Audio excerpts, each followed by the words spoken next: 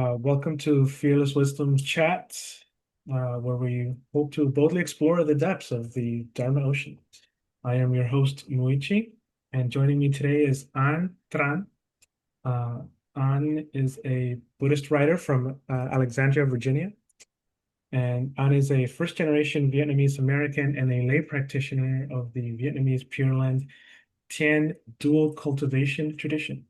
He is currently working on a translation of Instructions on Emptiness by the Vietnamese Emperor monk Trần Thái Tông. His Buddhist writing has also appeared on Tricycle and Lion's Roar. Um, thank you for being here and welcome to my chat. Thanks Um, for having me. Yeah, really excited for um, this. yeah, yeah, thanks. So the first thing I want to ask you is maybe share a little bit about your own personal journey and how you came to practice Vietnamese Buddhism. For me, as a convert Buddhist, I Mhm. am like particularly interested in what it is like to grow up as a Buddhist in a traditional Buddhist culture. So, um, if you could Yeah, speak a bit on that. I I was born in Texas, so I am like an American-born Vietnamese person. My both my parents were in the first flight of refugees out of um, Vietnam when in the 70s collapse of the southern state, and uh, so I grew up in the U.S. in a very Christian area.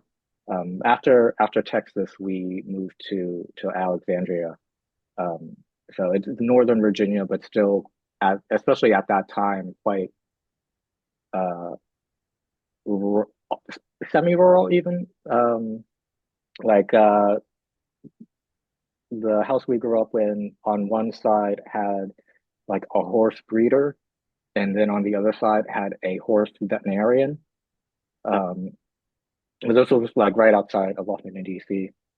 And I grew up in a Buddhist family, but like, my parents didn't really explain a whole lot.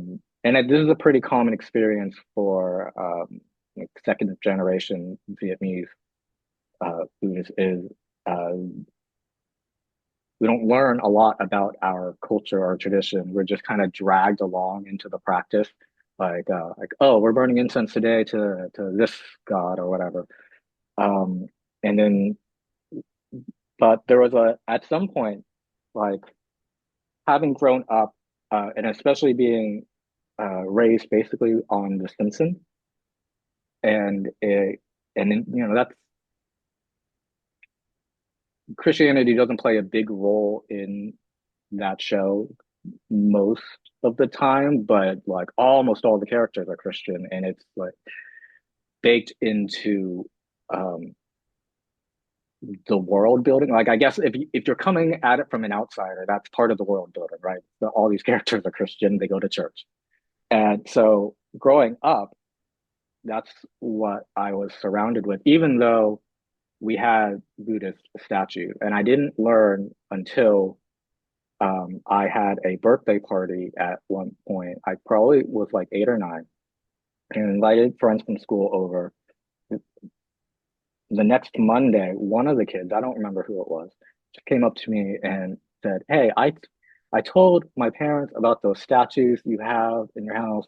They got very mad at me, and they said I can't be friends with you anymore because you're an idol Wow. worshiper." And so I all of a sudden just needed to know what this kid was talking about. Um, and I asked my older sister, and she was like, "Oh, it's because we're not Christian. We're Buddhists. We don't believe in God. We believe in the Buddha." I was like, "What does any of this mean?" I asked my mother, and then she started taking us to the temple so that we could learn. I guess. But it was also very unsettling because like we would file it into the Dharma hall and everyone would get on their knees and then just all of a sudden you know there's like the bells ringing and then the wooden fish and all of the people just start chanting in unison. And as a young child, I was terrified. It just I didn't know what was going on, really, really. But it was I like reflecting back on it, it was almost definitely the Heart Sutra that was being chanted. Um, and then like after going to the temple every Sunday, um, eventually my mother stopped taking us into the Dharma hall for the chanting service because um, the volunteers and monastics were like, we run a Dharma school for children. So we started going to the Dharma school, and my mother would go and for the chanting service. And the Dharma school, when you're a young child, is mostly like Vietnamese classes to learn the language. Um, and and then you're also watching like cartoon stories of um, the Buddha and his disciples, or sometimes some of the other sutras, but it was mostly like you're you're learning about the Buddha and his disciples, and it's sort of like a superhero team that are going through uh, this thing. And that's pretty much it. You learn the biggest stories. And I also remember watching. You ever see that old Keanu Reeves movie, Little Buddha, from the I early think I did 90s? watch it, or I've seen clips of it at least. I really would like to get a copy of that. We would watch that like every year on Bessic. Wow. Keanu Reeves is the Buddha. Um, and then once you're a teenager, is when you start learning the actual like Dharma material, right? Which is uh, it starts out with like the aggregates, the Eightfold Paths, Four Noble Truths, and the most technical stuff you get into is like six senses and the 18 dhatus. But a lot of it is actually going back to the episodes of the Buddha's life that we had heard stories of or watched cartoons of, and then actually learning the sutra content of those episodes and the teachings that were embedded within them. In like a Sunday Um, school? It was still kind of like yeah, a yeah, Sunday school format. yeah. Cool. Mhm. Um, and and then there's probably more advanced stuff. I stopped going to this particular temple um, probably in high school, I think. There was a point in high school, where I become quite rebellious and didn't, uh, especially because my parents were never able to explain to me anything that I had asked them. Like there was one point where I learned that Wangam is or Guanyin is it wasn't the Buddha's wife, wasn't Amitaba's wife specifically, because we grow up calling him like Mr. Buddha and Mrs. Buddha, um, basically, Umpak and Bapak. Uh, so, like, I asked my mother, well, if they aren't married, who, what's their relationship to each other? And her response was, I don't know. That's something you like monks know. People aren't supposed to know that, but she was able to like tell me like a couple weeks later because she learned the story from one of the monks. Um, and what else? I had a close relationship with a Western monk at that temple I grew up in Alexandria, because there was a point where we actually weren't allowed to go to the Dharma school anymore because of my siblings and I, because we were not as well behaved as the less Americanized children, basically, and we were causing a nuisance. And the monks felt that the Western monk, the convert, might be able to communicate Dharma teachings to us in a way that would be easier for our American minds to get, you know. And he was called Tom. He was a really cool guy. And I didn't learn until many, many years later that he wasn't actually a practitioner of the tradition, the temple that he was staying at our temple, which was like a Huayan Pure Land type of thing. But he was actually one of the early Western disciples of Bhante Gunaratna, or Bhante G, the author of Mindfulness in Plain English, whose monastery is probably like an hour and a half away from this Pure Land temple. And they just have a very close relationship. So when a lot of the monastics in his monastery, at some point during their novice training, will spend time at the Pure Land temple I grew up at and study Vietnamese Buddhism with them. So it's an interesting relationship. Apparently, it's because they originally developed a relationship during the first flight of refugees, and Bhante G was like instrumental in making sure that Vietnamese Buddhist monks could come over here safely and weren't like getting harassed by the system. Let's see. Then I didn't really start studying Buddhism in earnest until I got into college, and it had to do with some like childhood traumas coming up, and then remembering in the midst of some pretty dark moments. Wait, didn't the Buddha say he knew the solution to all suffering? So just having the like this random childhood memory of the Buddha like declaring the Four Noble Truths was what I remembered. In like I remember this was like a sleepless night where I was just agonizing over something, um, and I thought, okay, I should figure out what this is all about. And also, I do parkour, which is like a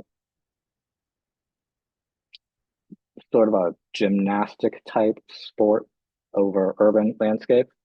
Um, and one of my friends in the parkour community at the time had been noticing that I uh, wasn't doing super well. And he said, "You grew up Buddhist, right? My uncle is a Lama. And if you need someone to talk to, like, here's his information." So I reached out to this Tibetan Lama. His name is Mark Weber. I was living in Canada at the time. And he is in the Karma Kagyu and Nyingma tradition.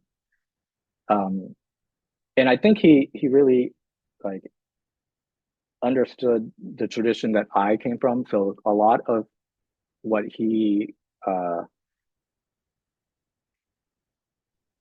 reflected back to me were teachings rooted in the Heart Sutra. I think probably because he understood in my tradition that that's like one of the most important sutras, and people chant it every day. But then he also made me start reading the Majjhimata Vibhaga, the Maitreya's treatise, the middle between extremes, and I have no clue why he would like give that to a beginner, but Yeah, pretty out there and for a beginning. yeah, and I don't think it made a lick of sense to me at the time, but it got me into this mode of um, reading commentaries. So when I came back home from college and from Canada and trying to find a community that was not the same, because I was distancing myself from the Vietnamese tradition for a while um, because I had this prejudice against it as being faith-based. The same criticism that like my more American peers in high school would have had against their Christian upbringing. You know, it seemed the same to me looking at my parents. And I don't think I understood until later on that like my parents couldn't communicate religious teachings to me. One, because they weren't very good at English. You know, it's not their native language. And it's probably really hard to not know English terminology for religious concepts.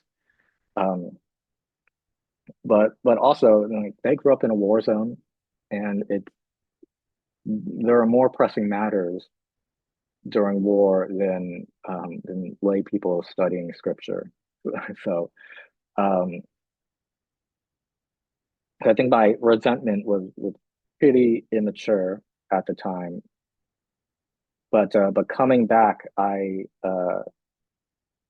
just started devouring as much literature as I could because um, I felt like everything I was testing against the Buddha teachings were being validated and verified. I couldn't really poke any holes into his logic. And then what opened me up back to the Pure Land teachings and to the Vietnamese tradition was reading Vasubandhu, and being introduced to the Yogacara teachings. And maybe that's why I was like given the Maitreya stuff so early on, was because he knew that was the key to me accepting like all of the Mahayana. Uh, but yeah, once I understood the Yogacara teachings, my like bias towards physicalism and materialism just kind of shattered through, and I was like, oh, everything can be mind made, and if everything is mind made, then this reality and the Pure Land are not can't be different from each other. You know. I Um, had a similar experience. I mean, when I first encountered Buddhism, like I love the meditation teachings and the psychology and some of the philosophy stuff and emptiness, but it mm, was like there was a lot holding me back from like most of Mahayana and like the like rebirth and all of these other classic Buddhist mm, doctrines. But like really, what was holding me back was like physicalism, right? This sort of mm, idea, this ingrained idea that we somehow like we saw it somehow gets ingrained in us like in the West as we are like growing up somehow like from it's yeah, just I in the mean, air. I don't know. But like it's such this a idea like it has to be like reality is material. It's matter. It's like everything is the brain. Like we mm, and yeah. yeah, and it's a really difficult bias to break away from. Um, but a lot of the Dharma just can't make sense unless you let go of it. Even these like realists of Theravada, I think it's really hard to be still really hard to be a Theravadan and a complete physicalist. Not impossible, less impossible than Mahayana, but uh, yeah, the physicalism I think is the largest barrier to people who have grown up in the West to really understanding the teachings and making sense of how can there be no self and rebirth and all of these different realms, uh, but yeah, once you start to or at least for me it was the introduction to the mind only teachings, um, where everything just sort of clicked together, and I started to see, oh, like the ayatanas are all like overlapping, and that creates the experience of reality. um, and if you can build up reality in one way, then it's trivial to conceive of the Pure Land after that.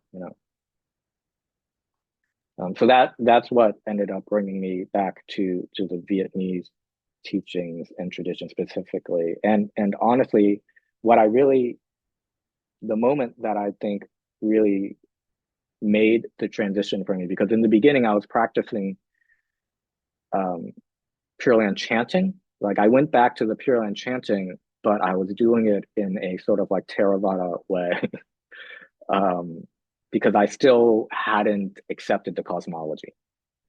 I was just doing the chanting because it was something familiar from my childhood, and uh, I found chanting Amitaba's name to be easier to stabilize my concentration on that object than to the breath. Um, but then it was my great grandmother's funeral. Um, my great grandmother's like raised me. My parents were working quite a bit.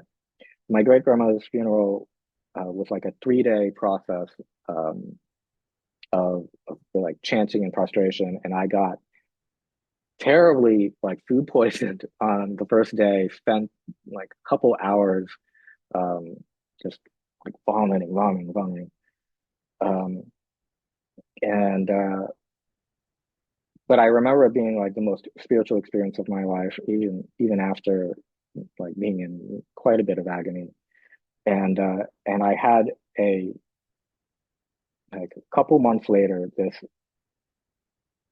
I guess you'd call it like a visionary experience one night. I was like floating through these purple clouds, and then I see uh, this like forested field beneath me, and then I see a giant golden statue that looks like the Spring Temple Buddha in Busan. I fly up to it, and the hand comes up. So I'm like probably this big in relation to the statue. I land on the hand, and the ridges of the palm were like church pews, you know. Um, but like as soon as I land on the hand, I was like, oh, this is not a statue. And I looked up, and the Buddha like just shifted down at me, and then I wake up in the morning. And it's very, very jarring because I've never had a dream like that. It felt so much more concrete than this reality. And on my phone, there's a message from my mother saying, today is the 49th day since your grandmother passed. Be sure you and your brother are home at this time for the 49-day ceremony. I go back and tell my mother about this experience, and I wasn't really understanding what was happening. But in hindsight, I think I got food poisoning to purify my karma so that I could have this vision. Um, and in our tradition, when a loved one passes, typically um, someone in the family will have a vision of the Pure Land or of Amitabha or Guanyin. And it's someone who doesn't know what's supposed to happen, because if it was someone who did know, then no one would believe them. Um, so I bring this message to my parents, and it um, seems to be like at least for me, I knew in the moment like, oh, this is confirmation. She's been reborn in the Pure Land, and for me that moment was like, oh crap, this stuff is real. Like I went from in a moment being a complete physicalist and thinking like Amitabha is a good metaphor for Buddhahood to like just being a believer. And after after that experience, it it was just like, why am I spending all this time studying other traditions when I grew up in one, and when I just had that like crazy experience. So I went back to the Vietnamese tradition, but because I was still more interested in meditation, um, I sought out the dual practice tradition where lay people would actually be taught some forms of meditation, which was not a thing when I was a child, or if it was a thing, it was incredibly rare for lay people to practice meditation at all. Um, but it's become a lot more popular now. You know, that was probably a lot of No, that's personal. great. That's great. And you don't get a lot of cool stories like that in English, like about experiences like this. There's a lot of stuff like that in like Chinese and in other languages, but Hmm. yeah, so thank you for sharing um, you know, the personal, the personal experience. Um, I want to I want to ask you about Vietnamese Buddhism. Like this interview, I wanted to focus on this tradition, obviously. Just for our listeners who probably don't know much about Vietnamese Buddhism, because I mean it's the tradition that there's the least amount of information out there. Like and when I was preparing for this, like I was able to find a few things here and there, but really, and like even if I'm just searching for books, there's only like a few things in English. Hmm. Yeah. So how would you describe Vietnamese Buddhism in a general sense, before we dive into the, more nitty-gritty, Hmm. for our listeners, like what makes it unique and what are its main features, if you will. Yeah. I would just make a one comment for our brothers and sisters in the Khmer and Lao Buddhist traditions. I think those are probably less well covered than Vietnamese Buddhism, even, but there in general seems to be a dearth of focus on Southeast Asian Buddhism, particularly in like former Indochina overall, right, which is peculiar. And maybe it's because the early studies were probably in French. That may affect things. But anyway, to answer your question, Vietnamese Buddhism kind of it has a hard time distinguishing itself from Chinese Buddhism because they are so similar, and because um, the last time they were effectively in lockstep with each other was during that brief Ming Dynasty conquest, which was like 25 years, but like 2.5 decades is enough to like have some pretty big impacts on culture. Um,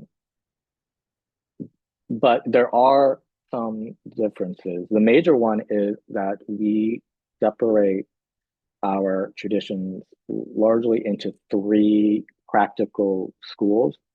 Um, and it's pretty like, whereas in Chinese Buddhism you have like all of these schools that are pretty like equal to each other. Scriptural schools are and practical schools are like on the same footing, right? In Vietnamese Buddhism, the practical schools are like the main thing. You're in one of those three. You have to be, so which is Thiện or the meditation tradition, Pure Land, or esoteric, Tong. And then you can be part of other schools, like the doctrinal schools are like addendums to your main focus. Um, and that doesn't necessarily mean that like there can be people who don't practice, or monastics who don't practice any meditation after they become bhikshus, or very minimal meditation and are just studying scripture and doing philosophy. Um, but they would have still been ordained as if they were predominantly part of one of these three practical schools. Um, and then among the three, you also have dual cultivation for each one. So there's the most common, Ting Tin Sum Tu, or Ting Pure Land, which is what I practice. And then less common is Muk Tin Sum Tu, or esoteric Pure Land dual cultivation. But in the West, this would probably be most widely recognized through the teachings of Thích Ting Tâm. Uh, and then there's Thiên Mak Tâm Tu, or esoteric Thiên dual cultivation, which is probably the rarest of all. I can't think off the top of my head anyone notable who practices that explicitly or has promoted that dual cultivation as like a very unique uh, package that should, rather than like just happening to practice both, you know. Um, but there's also in Vietnamese Buddhism quite a bit of Theravada influence that came in from the south and through the like annexation of Cambodian territories. Um, and during the 1920s movement that gets called the Buddhist revival, um, the Mahayana schools and the Theravada tradition in Vietnam, well, basically unified. I say unified, but Theravada was such a minority; it's more like it got absorbed. So that led to a much stronger focus on like Vipassana teachings and teachings out of the Nikayas, and as well as the Agama parallels. Um, and also the Burmese Vipassana movement in particular had a pretty big impact on Vietnamese Buddhism. So you have a lot of like teen practitioners who like Dharma door is Vipassana rather than traditional Zen. Uh, um, but yeah, other than that, like organizational stuff and the unique hybrid blends, there's a tradition called the Kaksi in Vietnam, which is a Theravada tradition that accepts the Mahayana sutras and like worships the bodhisattvas, but they are practicing towards arhatship still. Um, so you've got traditions like that, and then you've got some traditions that aren't really the we wouldn't try not to get in trouble. um, Good luck. Yeah. mainstream Buddhism, however you want to interpret that, would not generally consider uh, this tradition to be a Buddhist tradition technically, and legally speaking, it is not considered Buddhism in the by the government of Vietnam, but it is considered an official religion, which is the Hao Buddhist or Hao Buddhism, which is uh, sort of like a how do I put it? Like a new revelation of Buddhism that it's disconnected from the monastic sangha, but it's still very much rooted in Buddhist teachings, just sort of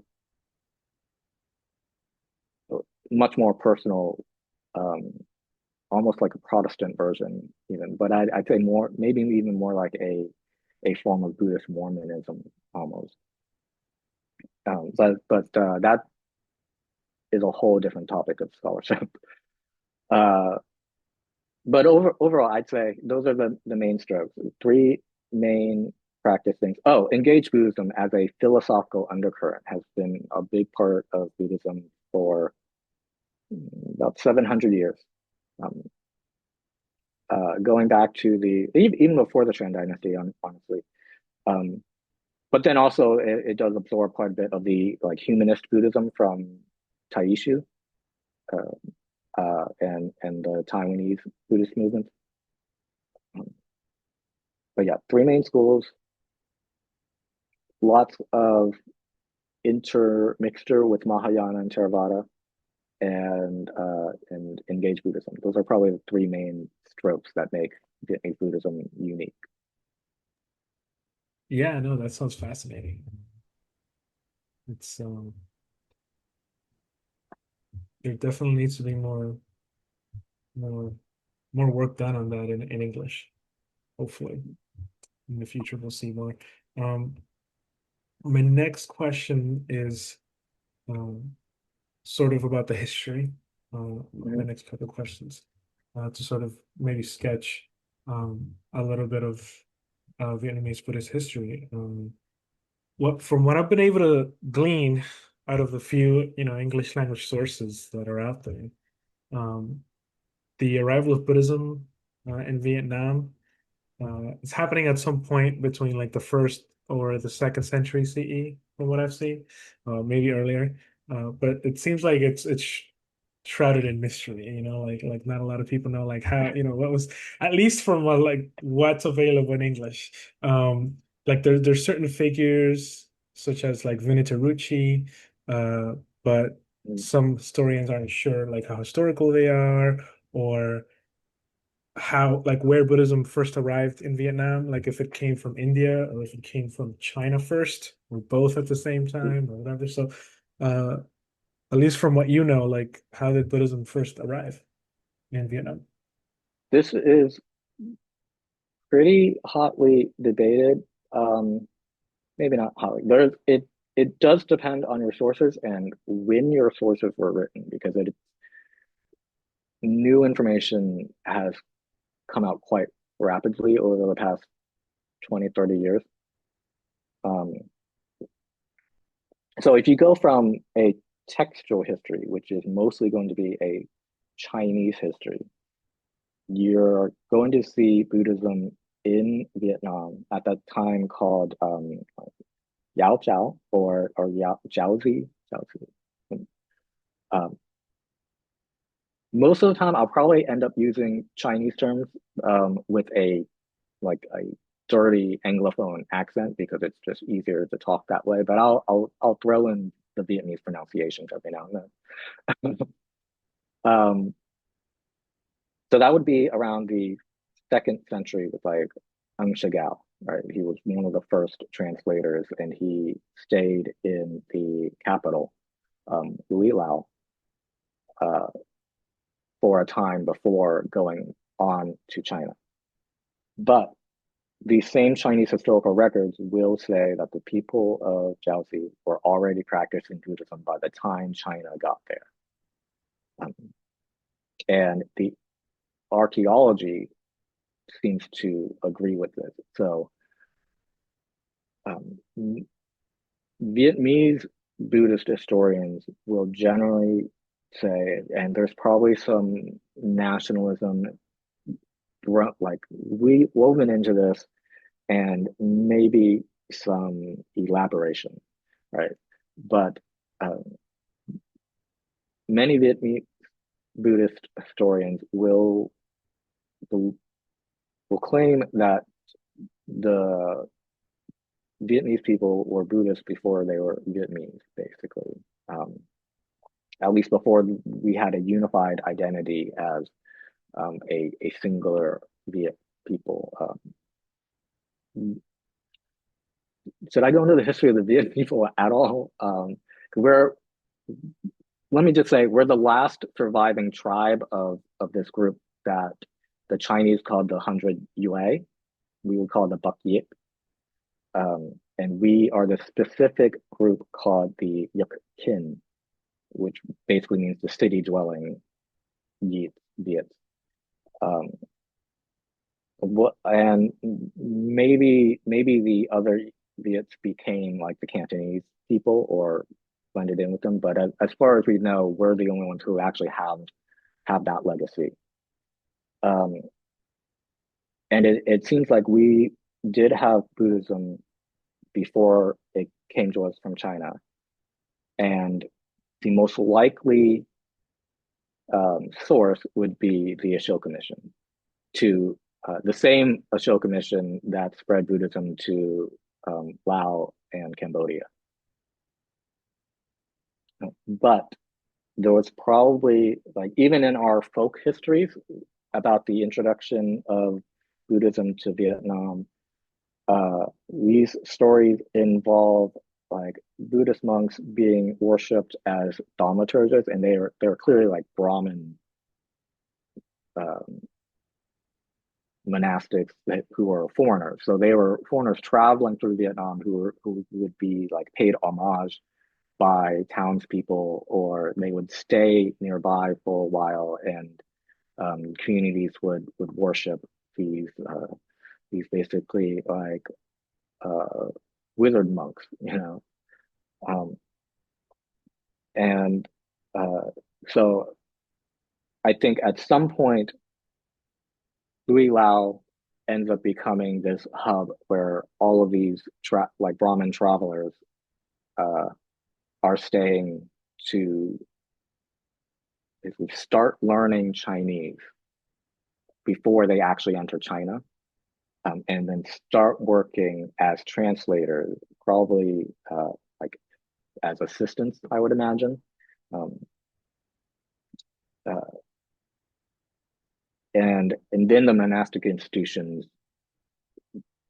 became more well developed, probably by the first or second century CE, and that's probably why most of the history starts to begin there. Um, and then what we have before that is mostly folk stories and a few archaeological records and mostly speculation. Um, and as far as the Nataruchi goes, he comes into Vietnam in the 6th century, so quite a bit later. But he was the first, allegedly the first teacher of Chan tradition. And I think this is what what people are skeptical about. There is a lot of skepticism in Vietnamese Buddhist studies about the Thiện schools that are professed, and whether or not, especially some of the earlier ones, were actually Thiện schools at all, or if that was just legends that were constructed. But there, with the Nataruchi, there's enough documentation um, in the Vietnamese records and in Chinese records. I think there's like one reference in a Chinese record somewhere that the Nataruchi was a student of Shangang, who was the third Chang patriarch.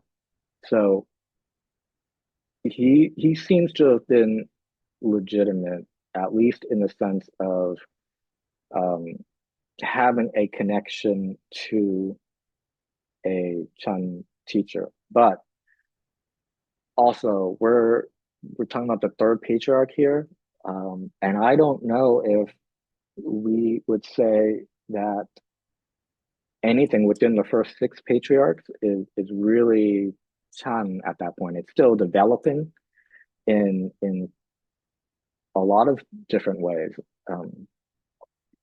And what we really understand of Chan uh, doesn't really crystallize until like the early Song, right? So I think that might muddy the waters a little bit because I think a lot of the Nataruchi's earlier teachings are very strongly rooted in like scriptural study and prajnaparamita. So he doesn't resemble what we understand to be a Chan teacher today, but he was also so early on that I don't know if that is a valid criticism so much, like what it ends up becoming later on in the later dynasties, I think is a lot more resembling what we understand as like a mature Chan school. So either way, um, whether he and like his first few disciples were doing something we would recognize as Chan, I think I'm not sure if that um, really matters. Yeah, yeah. Well, we don't want to get into like what is Chan and all this, Yeah, yeah. because then we're here. Oh, we're here for hours. Um, but yeah, no, great. And um, so after Buddhism, arrives in Vietnam, uh, you have this period of Vietnamese history where it's like a small kingdom in the north, right? I think it was Li Le, or you Lý mentioned the Lao is name the Li Lao, capital. yeah, the name Yeah. of a city, yeah. And and then there was a long period of Chinese occupation, if I'm remembering correctly, right? Like a Mhm. very long time. And then, with various revolts and stuff, obviously, like a simplifying of complicated history.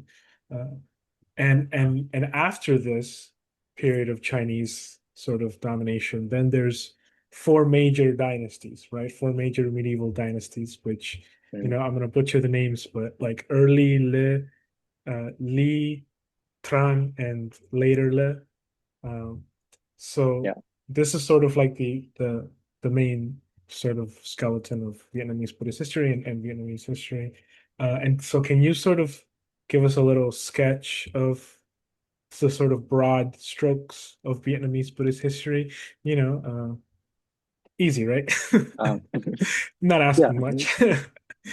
Um, yeah. So I mentioned early practice was probably more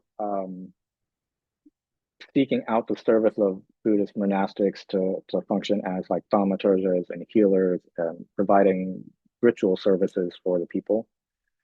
Um, and then the period of Chinese domination is about 1,000 years. It begins pretty much at the start of the Common Era, maybe a little bit beforehand. Um, so the first 1,000 years under China, and I honestly don't know a whole lot about the Vietnamese history at this point. Um, I think mostly because it's hard to divorce it from Chinese history. If you go through Chinese history, you'll like and records of eminent monks, they will mention like so and so was born in Jiaozi. Um, so like that ends up getting a bit muddy, but we probably do like Angsagao we speak of quite highly quite a bit, and it was known that Kumar Jiva, after his exile from China, stayed in Jiaozi for a while. But once we get our independence, this is really when Vietnamese culture starts to solidify and crystallize as its own thing, and a lot of that uh, was uh, just just in being not Chinese. So when the um, just first Yodin and Lei, okay, the first handful of dynasties, the first three dynasties, Yodin precede the early Lei, um, but they're very short lived. I think it's maybe like one or two generations at most. Um, but it already starts to set the framework for the Vietnamese people being a predominantly Buddhist nation. And um,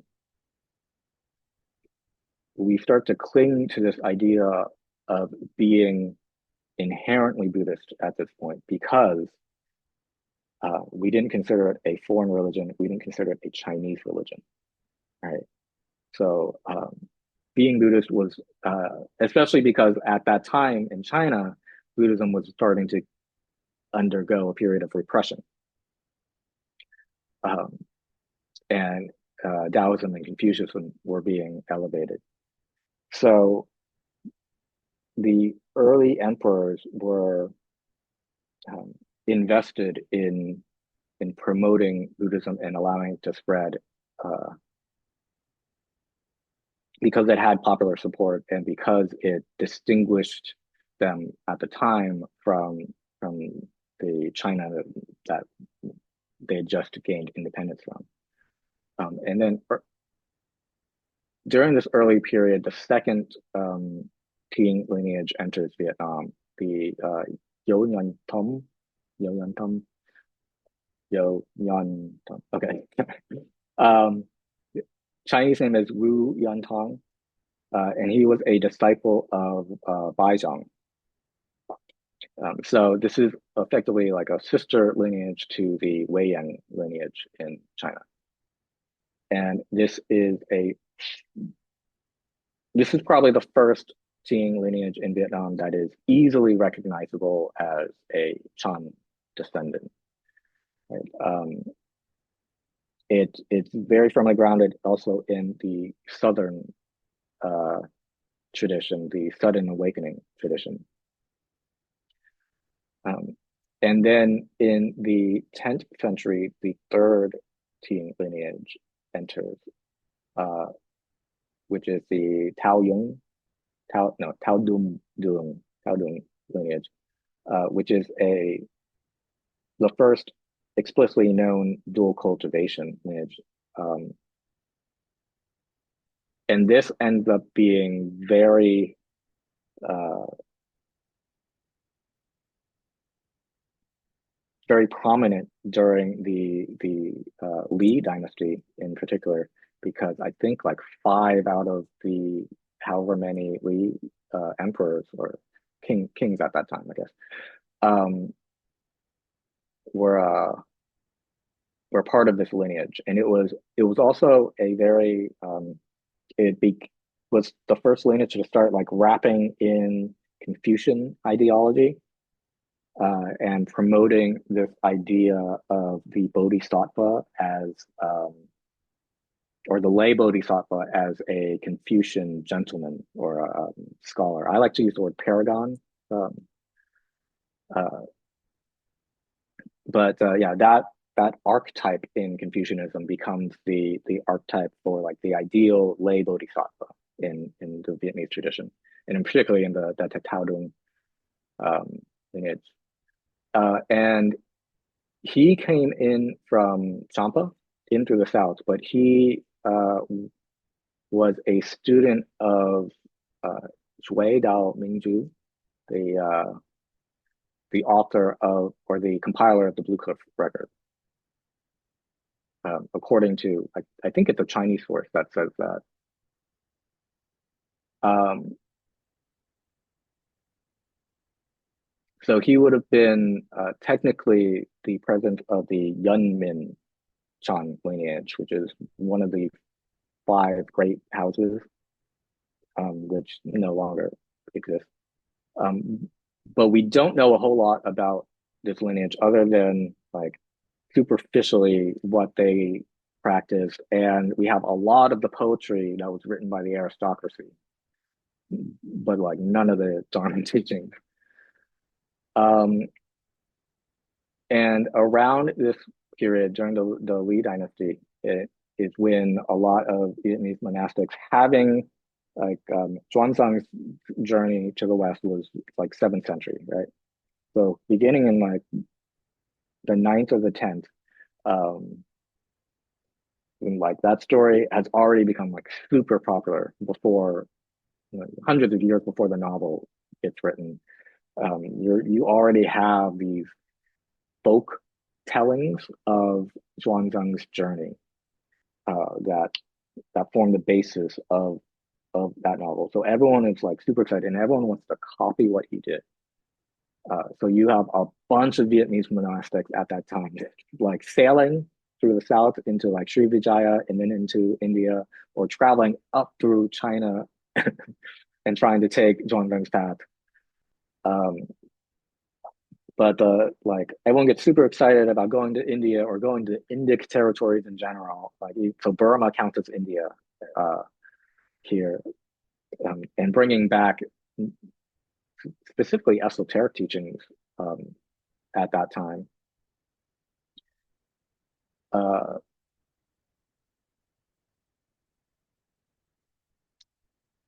yeah, I think that's a good high level overview of that historic period. And I also assume that as this is going on, there's also a lot of like uh pure land happening, maybe at like the lay level, more popular practices like that, or because it seems like Yeah, the elites are more interested in Tian, right?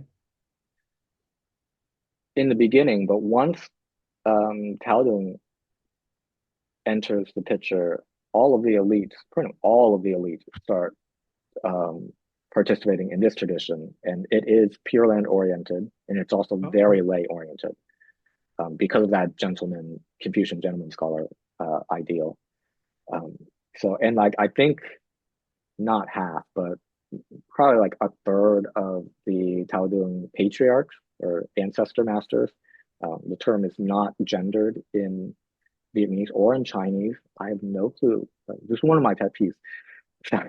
But I don't know. I don't know Yeah, why we chose to translate it as patriarch. patriarch. It's so sexist, and it wasn't originally. It. Yeah, Anyway, yeah. The word, yeah, it can mean just ancestor or yeah. yeah. So, but yeah, a good deal of the Tao Dung ancestor masters are laypersons. So,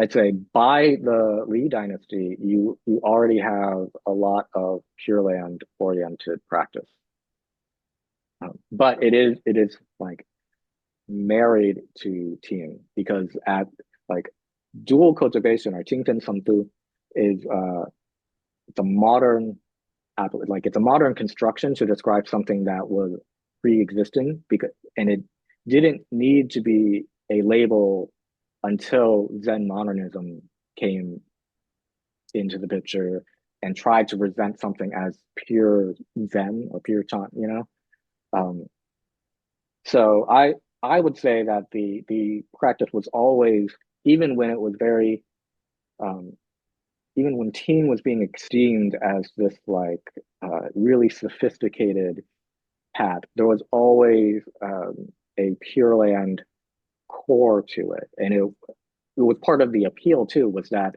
the aristocracy were chanting Amitaba's name as a Mm. teen practice, as their meditation practice, and the laity could chant Amitaba's name, and you might get to different spots, right?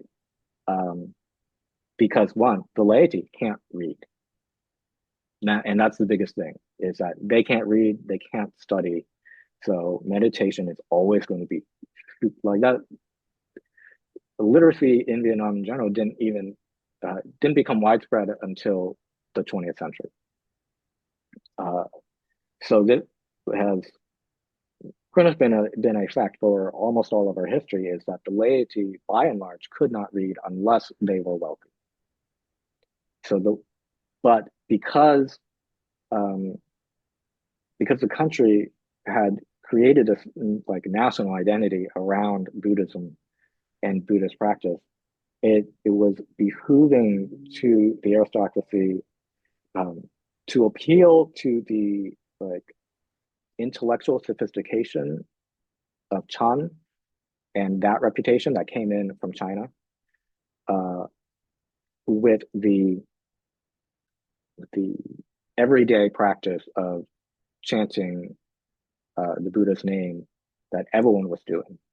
So the laity could be assured that they are still practicing this really elevated, esteemed, lofty practice that even the great masters are practicing, and can be assured of their Buddhahood and their rebirth into gravity, even if they don't get meditate or attain any of the like higher absorptions. Yeah, that's really interesting. I never really associated the Tao Dong tradition, like Soto for the Vietnamese, for the Oh, Japanese. sorry. You know, right? That's Tao Dung is a different. This is oh, ThaoDuong. see, I Um, was totally, yeah, it was sounding like the Chinese Tao yeah, Dong, and I was thinking that it was yeah. that. So this is different. This is also like I also speak Vietnamese with a terrible American accent. So, but yeah, the Cao Dong lineage in Vietnam is pronounced uh, Cao Tung, I think. Cao Tung. Okay, So okay, so okay. very similar sounding lineages, but they are distinct. I see. I But see. I will also say that the Soto, or we'll just call it Soto, lineage in Vietnam is a dual practice lineage as well. It does do Pure Land chanting. Uh, we'll get into that Yeah. when we talk about the modern stuff. So my next question was gonna be about I guess the next period in history, right? Like we're going sort of recovering Yeah. the history. And in your recent article on Vietnamese Buddhism, you described a Vietnamese Buddhist golden age. Uh, if I recall correctly, you used that terminology, spanning from the Li through the Tran dynasties. So that's uh, Yeah. 1009 to 1400, about. Uh, so what would you say made it a golden age of Buddhism?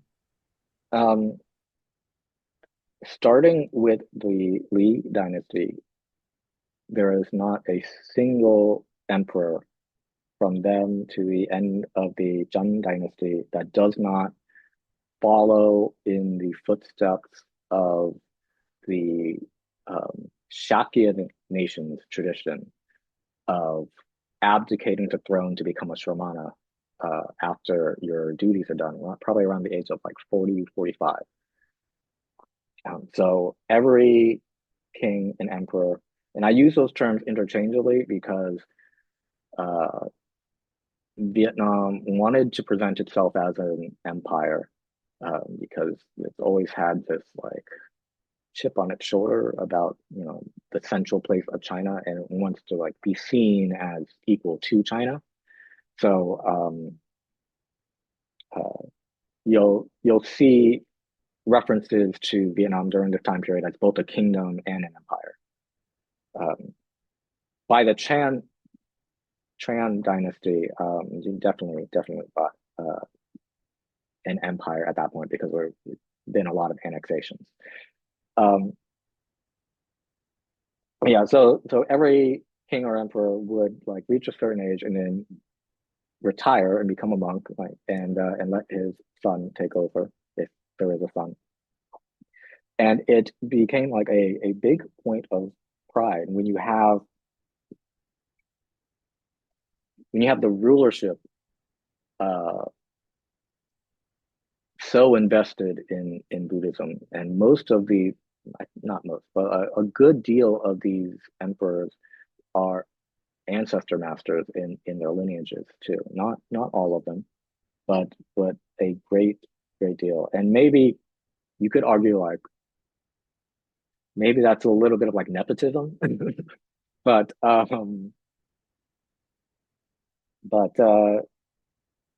I think it affected the culture quite a bit because Buddhism was such a big part of the imperial court and the cultural life. But then, especially during the Tran dynasty, you've got emperors who are um, really involved in the production of Buddhist literature and uh, writing commentaries and um, quite a lot of poetry. A good deal of the poetry survives. A lot of the commentaries were burned and do not survive or only survive in fragments. So we don't have a very strong um, textual record, and I think that is one of the reasons why Vietnamese Buddhist studies may get a little neglected is because Buddhist studies as a field is very text oriented or text focused, and Vietnamese material record is just not very strong. Uh, but yeah, Tran Dynasty, Golden Age, and I already talked about this Confucian Bodhisattva thing, but then Nhan, the third patriarch or the third emperor of the Tran Dynasty, who like twice defeats the Mongols, which is not relevant to this, but every time you bring him up, you have to like point that out. It's like he defeated the Mongols twice. Um, uh, he's the one who establishes like the first Vietnamese, like native Vietnamese teen school, and he does it by basically merging everything together. He goes and tries to get transmission from every lineage that has entered Vietnam, merges them together, and then starts producing commentaries to unify them and present a unified Vietnamese Buddhism. So he is really trying to create a national tradition, basically. Um, and he is also the considered like the founder of the engaged Buddhist tradition. It wasn't called that at the time. It had this really awkward phrasing, "kuchan laktao," which is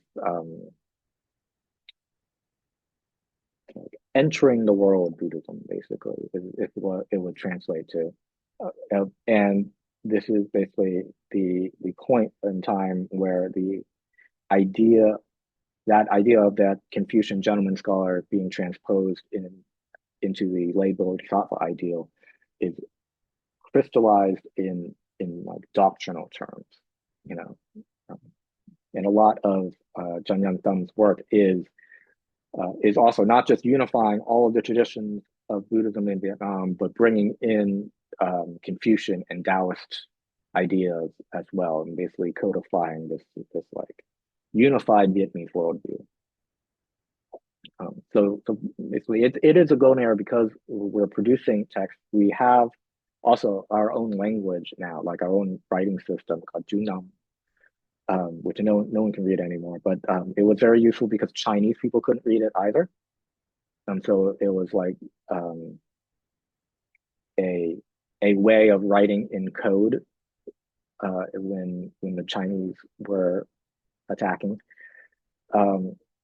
But it started to get used for the production of state documents as well as scripture.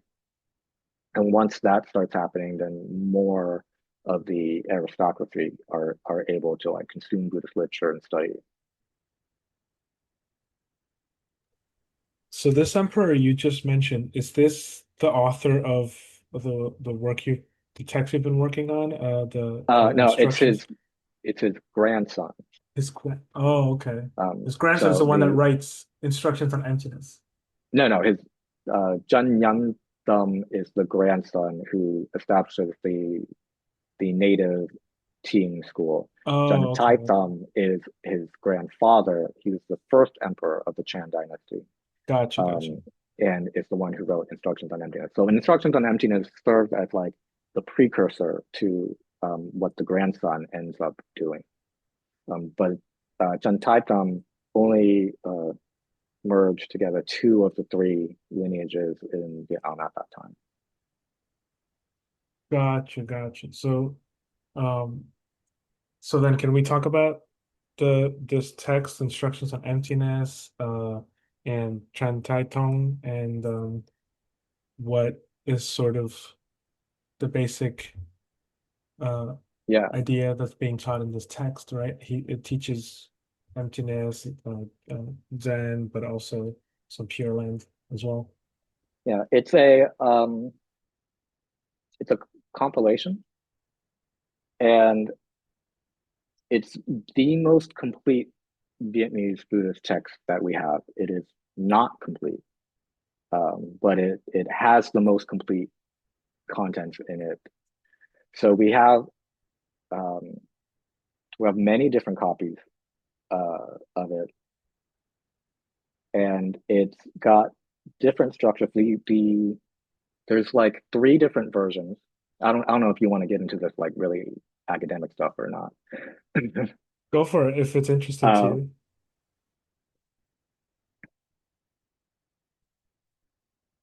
um, well, let's talk about John Tai Thom first and his story. So he uh, is sort of forced into becoming emperor after the collapse of the Li dynasty by his uncle, who slaughters a lot of people to get this done. But then Sun Taitham becomes the emperor at a very young age. I think he was probably 8 or 9, maybe a little. Um, and his parents are dead, uh, having been killed in like the skirmishes of the dynastic collapse. Um, So he is an orphan. He is forced to be king. His uncle ends up like pretty much taking over the role for a little while. Um, and then when Trần Thái Tông turns 16, he is like super inspired by the story of Shakyamuni. Um, because we're basically already in a culture where the expectation would be for him to act as like Suddhodana, the Buddha's father did, whereas like you serve until you're about 45 and then you retire and become a monk. He didn't want to do that. He didn't want to be king. Um, and he thought the Siddhartha Gautama story was super inspiring. So he gets on a horse uh, late at night and rides off to the up the mountain to the like imperial monastery or the main monastery outside of the capital, um,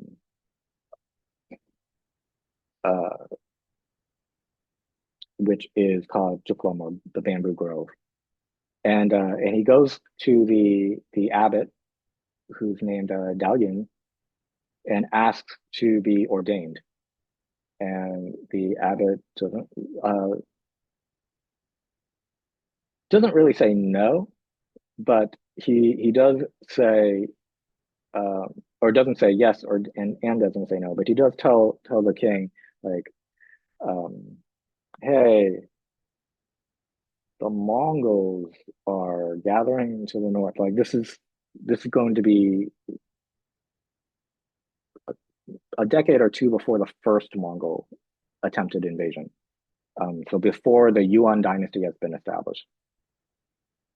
Uh, but basically, they know war is imminent, and Downing is basically trying to tell Sun Tai-Thum that like this is not really the best time for the child king to be abdicating because we've got a political situation that needs handling.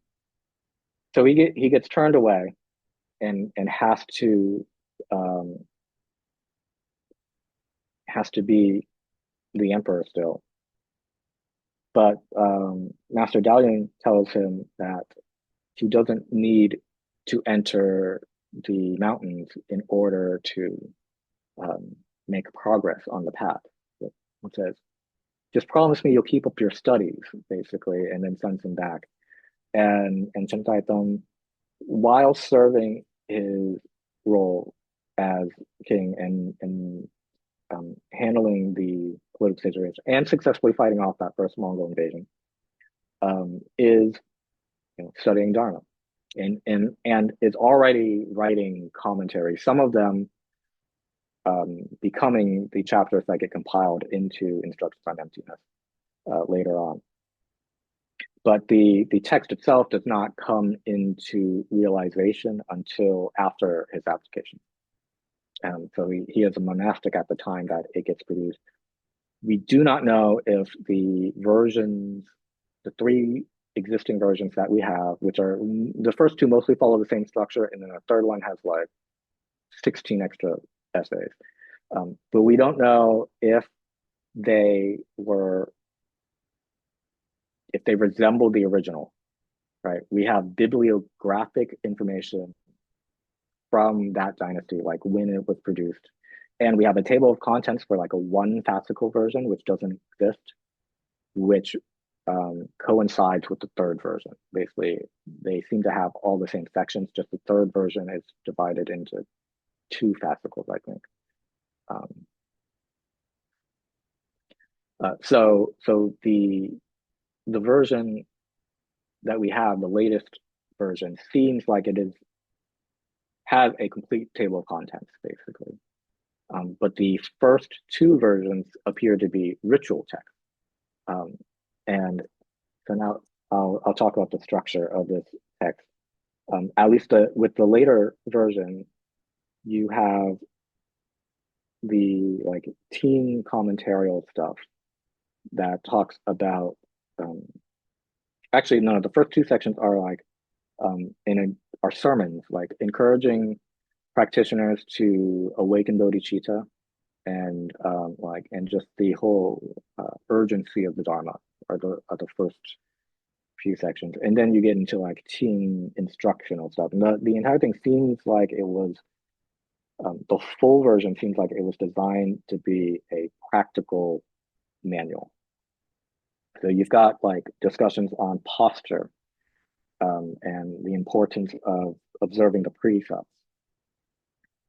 Um, and then some discussion about prajnaparamita and some Pure Land, the Pure Land chapter. And then the entire second section is the bulk of um, the bulk of the two other versions that are the visual text, which are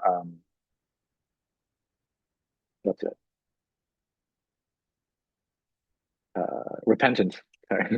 It's two repentance rituals that are written out that Trần Thái Tông developed, and it seems to indicate his primary concerns as a Buddhist, which was, how do I make progress on the path as a lay practitioner first, and how do I make progress on the path as a king who had to fight a war, and as a king who got to the throne because someone slaughtered the earlier dynastic family in my name. And Vietnamese Buddhism continues to this day to be very emphatic about repentance rituals. And Chan and Chinese Buddhism is too. Western transmissions seem to neglect repentance, I think, quite a bit. But we do consider it very important to like purify the mind and to make our practice more efficacious. So Trần Thái Tong's work is really like, he focuses a lot on repentance, and I think it's a very strong indication of how much guilt he felt. And even in war, he did his best to not have to kill. Like they starved the Mongols out of the city basically by burning the field, and just hoping that like the climate would make them sick basically, because the Mongols weren't equipped to survive in that area. And yeah, and basically everyone retreated to the jungles and just waited for the Mongols to get hungry and sick enough. They're like, all right, we're calling it quits. But even then, like people died and there were battles. So yeah, a lot of this focus, after he provides like technical instruction on meditation and chanting, is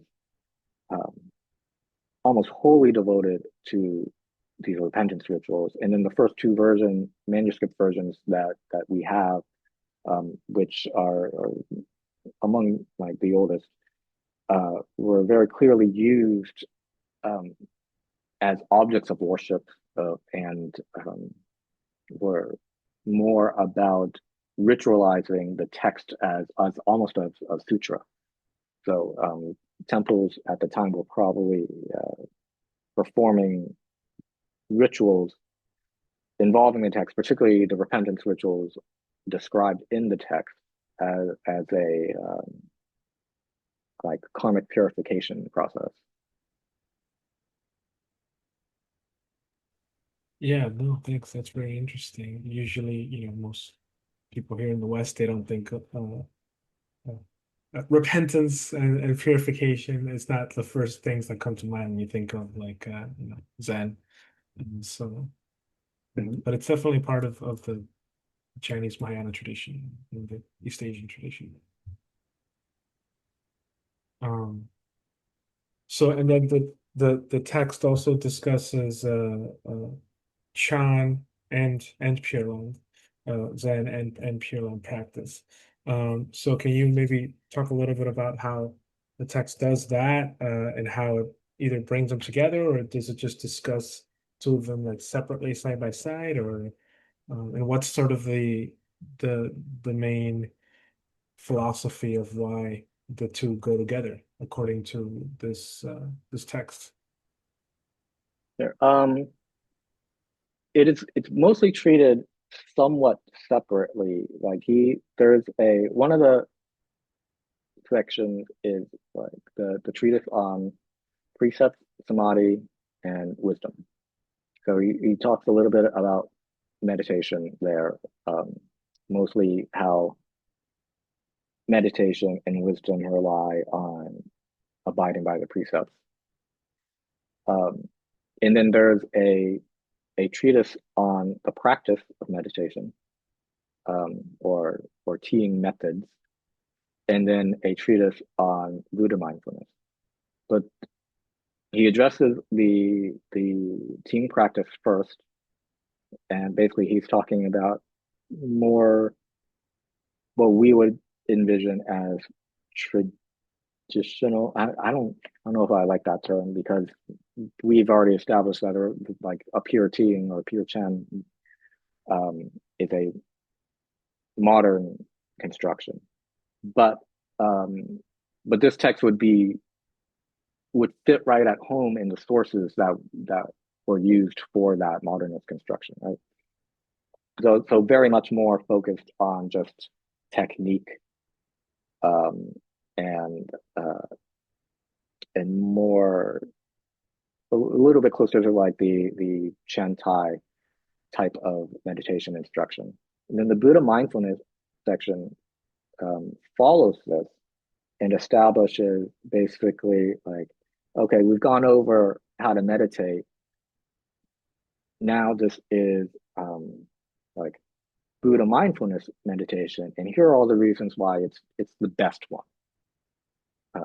And it basically just goes over that idea we discussed earlier, where you can have the ultra sophisticated team practice that confronts you with the Buddha eminently, and you recognize that the Buddha is the Buddha within, and that there is ultimately no difference between Amida and one's own Buddha nature.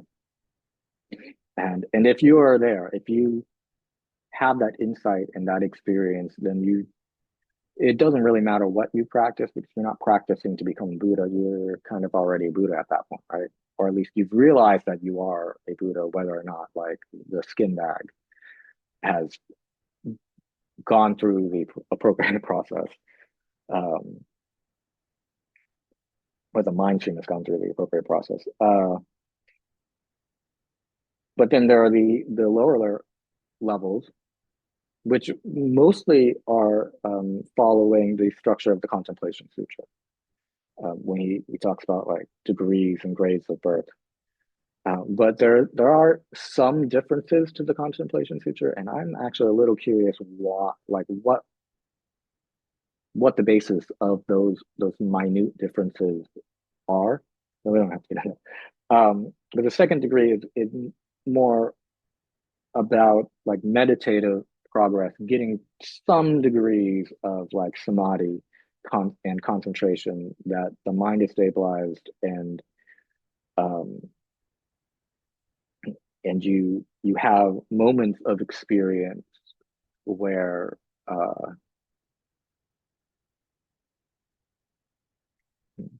you feel Amitaba reaching out, basically.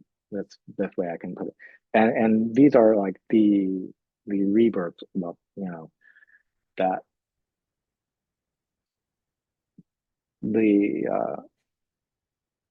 for this grade, it's those practitioners who will most likely be reborn into Sukhavati, but they have the potential to awaken before they pass.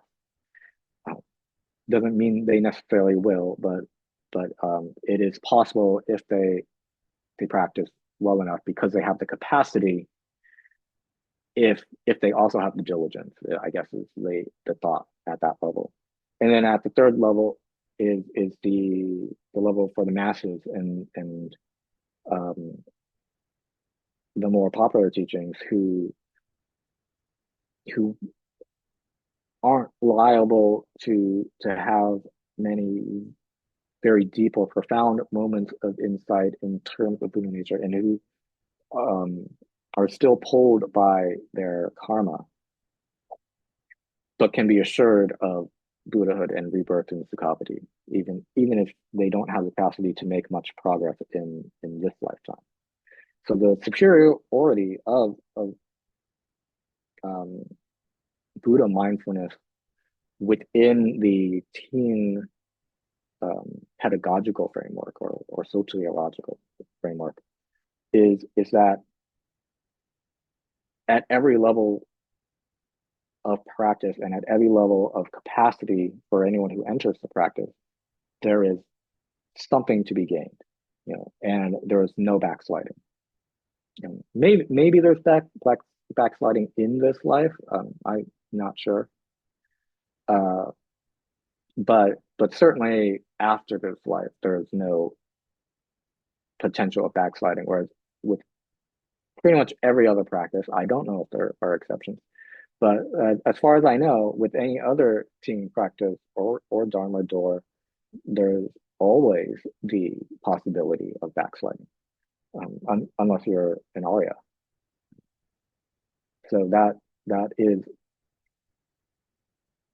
within this tradition, the dual cultivation method is considered like the highest and most supreme, because it can be practiced for everyone, and it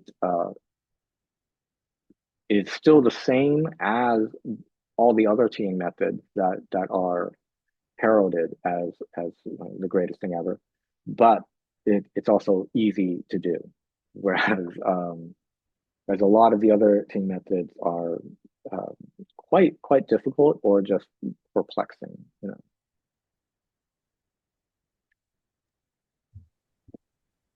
Yeah, no, it definitely is similar to how it's described in Chinese sort of dual cultivation. It's like, yeah, Chan, uh, what is it like there's like this famous saying of like people who Oh, practice the both, tiger with horns or something like yeah, that. the Yan Shao Yang Ming quote, like, Chan by itself liberates what 100 people, Pure Land liberates 1,000. Chan and Pure Land together is like a one-horned tiger. Uh, I forget what the last line is, but but Right, um, right. but yeah, that's basically the crux of it, is that there are all of these methods, 84,000 Dharma doors, and of all of these Dharma doors, Ting is considered one of the highest. Even in the like Huayan Panjiao system, like the Huayan Chan is like the highest level, other than like just pure emptiness, in terms of Dharma teachings. But even among all of the highest levels of Ting, then you have this Buddha mindfulness approach, which is the highest of all of them because it is the universal practice, whereas Ting is really only for the elite. Right. Right. Um, so in my next for my next question, I want to sort of read through a quote from this text that you cite in your article. I always like to have at least like one like primary source, and just Mm. sort of so people can hear like what we're even talking about. So I'm gonna read this short passage here, which I thought was very interesting. So, um, Trần Thái Tông says, "Why is it the three karmas are brought to cessation through Buddha mindfulness? Because when visualizing the Buddha's body, an adept is sitting upright, refraining from unwholesome conduct. This seizes the karma of the body. The mouth is engaged with chanting dharanas. Refraining from unwholesome words seizes the karma of speech. The intention to strive diligently, Refraining from unwholesome thoughts is the cessation of the karma of the mind. Some interesting things that I I started to think of when I read this was first the idea of the three karmas or the three actions. It kind of reminds me of like sort of esoteric Buddhism with the three mysteries. Hmm. Even if esoteric Buddhism wasn't like a major part of this text, I don't know if it's mentioned more in this text, but like this seems sort of like, when you do some kind of esoteric practice and you're doing the body, speech, and mind, and you're sort of like linking your body, speech, and mind with that of the Buddhas or someone. Um, and and then also like the chanting of Dharanis. Um, is this also like an important part of Pure Land practice in the Vietnamese tradition at this time? Like, was it just Nhan Pho, or were they also reciting certain Pure Land Dharanis as part of this practice, this Um, Buddhist practice? I know that the Great Compassion Dharani enters Vietnam in the 10th century. Um, so at this point, it's very popular in the Nisha Vijaya Dharani, I think, is also very popular at this time. And this is the beginning of the period where in Vietnam, esoteric Buddhism starts to become pretty popular, and basically all of the traditions in Vietnam are trying to absorb esoteric teaching. So it's there in the like educational framework of Buddhism uh, already. So you have this, but even then, like it's still also an early teaching in the sense that like the three kinds of actions is like the Sravakayana teaching, you know. Yeah, Um, yeah. but it is taking the three kinds of karma and sort of interfusing it with teachings on the three mysteries. Um, and you do see in esoteric tradition um, the the idea that engaging the three mysteries toward Dharma practice um, is beneficial in part because it suspends the ability to commit unwholesome karma through those three paths. You know, so that idea is definitely being absorbed, or maybe it was never quite distinctive at that time, and hadn't like separated off or into something that we would say is distinctly exoteric today. Um,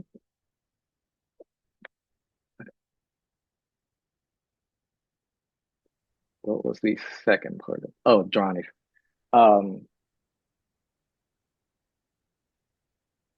but yeah, I would say Dharani are very important. I think they've been important since even the Lotus Sutra, but I don't know what the like liturgies of that era would have been, other than like the ones that we have like ritual texts for. Um, but I don't know if there was like a standardized morning or evening liturgy in the way that we do it today. Um, where like I chant the Great Compassion, or I try to chant the Great Compassion like every morning and every evening, along with the Heart Sutra. I don't know if something like that was going on.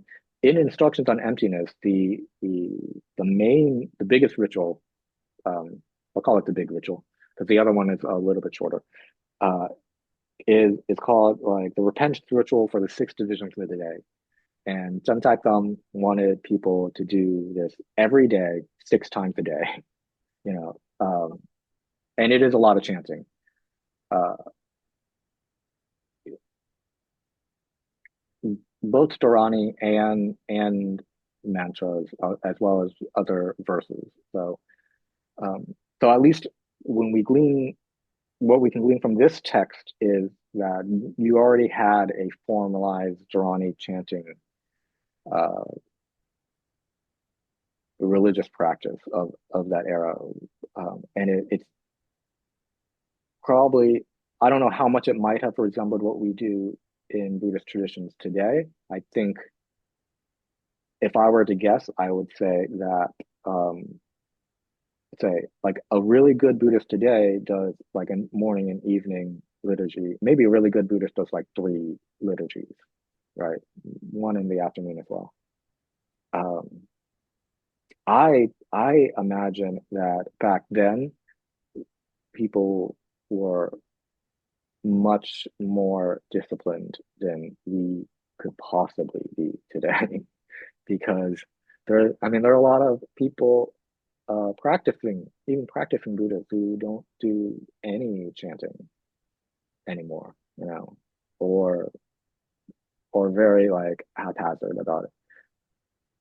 But I do think like formalized Dharani chanting has been a part of the tradition for quite a long while. And in the Pure Land tradition in particular, like I would say I separate like the the chanting of the name as meditative practice, whereas Dharani chanting I do more as devotional. Hmm. Um, but I don't practice much in the way of esoteric types of practices unless we're talking about um, generalized practices in the Pure Land tradition. I found this interesting because it's talking about a kind of sitting meditation, this passage, where you're Mhm. visualizing the Buddha, but you're also reciting dharanis, which, like, I don't know how many times I've seen that combination of like sitting visualization with dharani. Yeah. So, do you chant the Great Compassion? I'm just or any. Can you name a Dharani that you chant? I'm curious. What do you do with your visual consciousness when you're chanting Dharani? Because for me, when I'm just my morning liturgy, I visualize Guan Yin in like the Southern Seas depiction Oh, where she's like on that cliff face with her leg up on her knee. But yeah, that's my visual anchor when I'm chanting. see, I've chanted some. I don't have like a regular dharani practice. It's Mm, mainly Nembutsu and Nyanfu. But um, yeah, I've never necessarily connected dharani practice with a yeah, visualization. yeah. But I don't that's know if I was interesting. ever told to do that. Yeah. Um, Whereas like sitting meditation, I have been instructed to like chant and visualize. That's um, but it's not like esoteric visualization. It's really just No. Right. holding a picture in your head, and honestly, it begins with like statue gazing, or just like looking at a painting. And it's really just something to occupy the visual part of your mind while you're practicing. And you can make that the primary object. Um, and at a certain point, if you're really doing dual cultivation, you're probably going to end up dropping the chanting at some point, because eventually you're going to have to drop the object at some point and just like abide in emptiness and do the contemplative stuff. Okay, so that's interesting. So this is the typical understanding of how the practice progresses in sort of Vietnamese dual cultivation. Like you begin with a certain kind of either form, visualization, or sound, but that has to be dropped at a certain point. Yeah, when it becomes um, too abrasive, if that makes sense. I don't. Um, if you've ever, hmm, my experience with Vipassana is like once you get into like this groove where you can like pretty much stay on the sensation of the breath. Sometimes it becomes so subtle you can't notice it, um, but sometimes it becomes so intensely focused that I don't know how to describe it. I can describe what I personally experience, which feels like the intrusion of TV static into the stability of my um, attention being sustained on the object. It's not stable. This is the best way I can describe it. It's like shaky. So with the Pure Land methods, like you start out chanting and visualizing.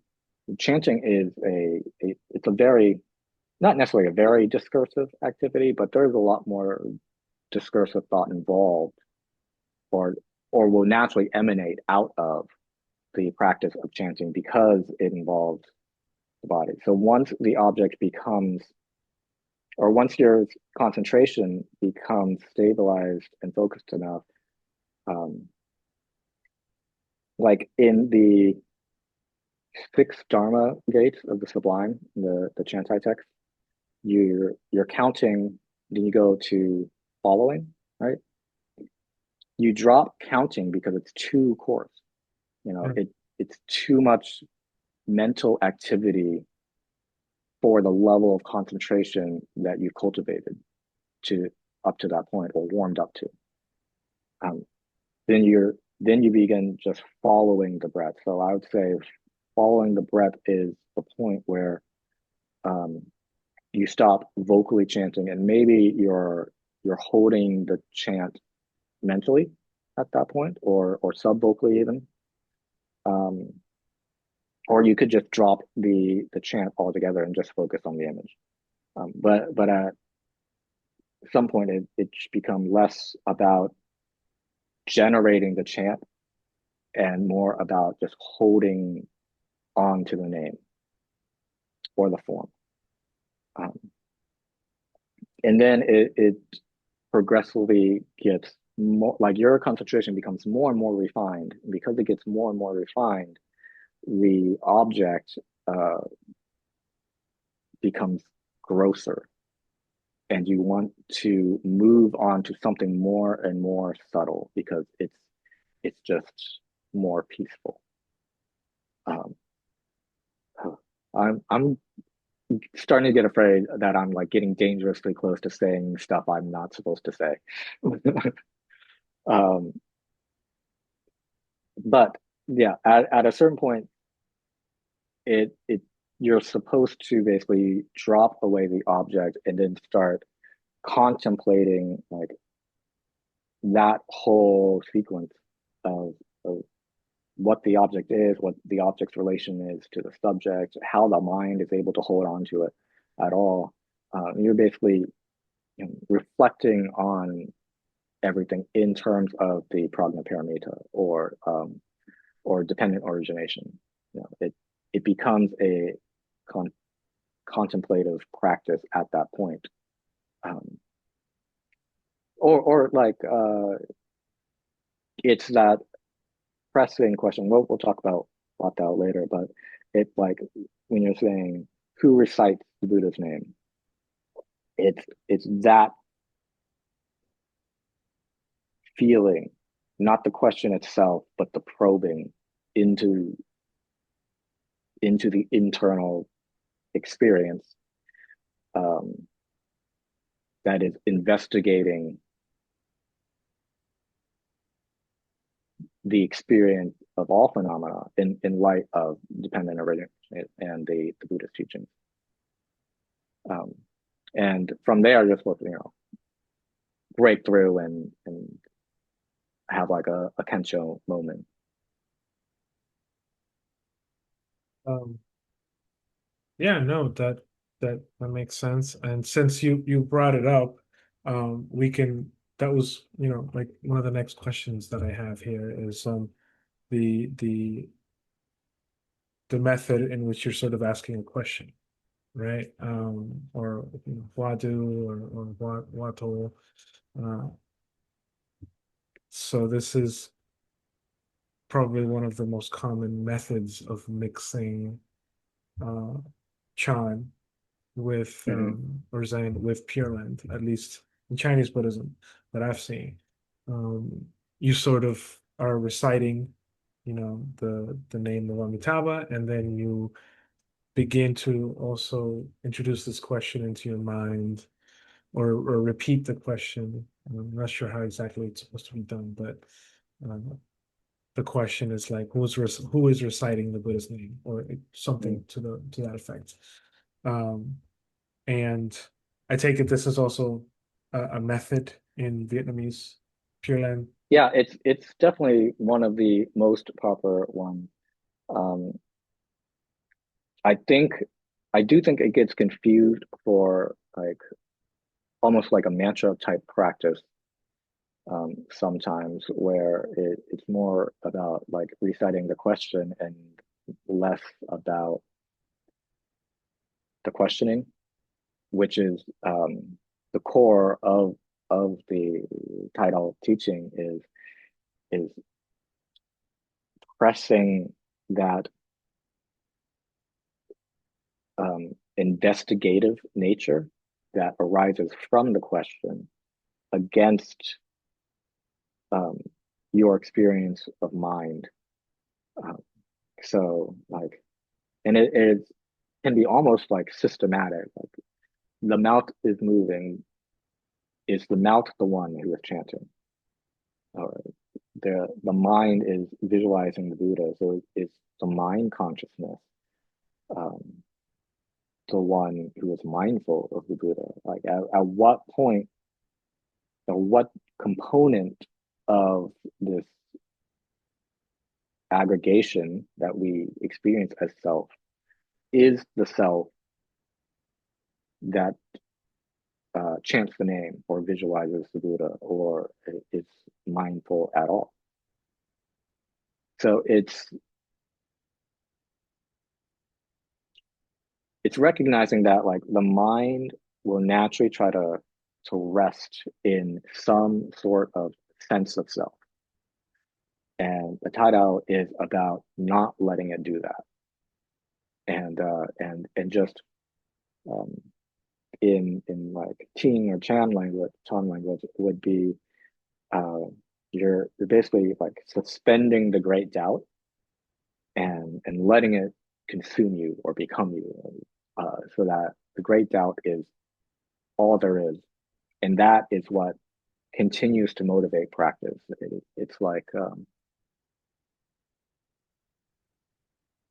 because you're not getting a good answer from this persistent questioning, it's supposed to like motivate you more and more and more. It's like you become thirsty for the insight that is supposed to come. Um, and I think it's a really good method for people from the more traditional Pure Land schools or more devotional Pure Land schools who've been chanting as a faith-based practice, um, but haven't done much in the way of meditation because it takes something that they are very familiar with and it applies the team questioning um, to that practice rather than trying to like drag someone experience into something completely new.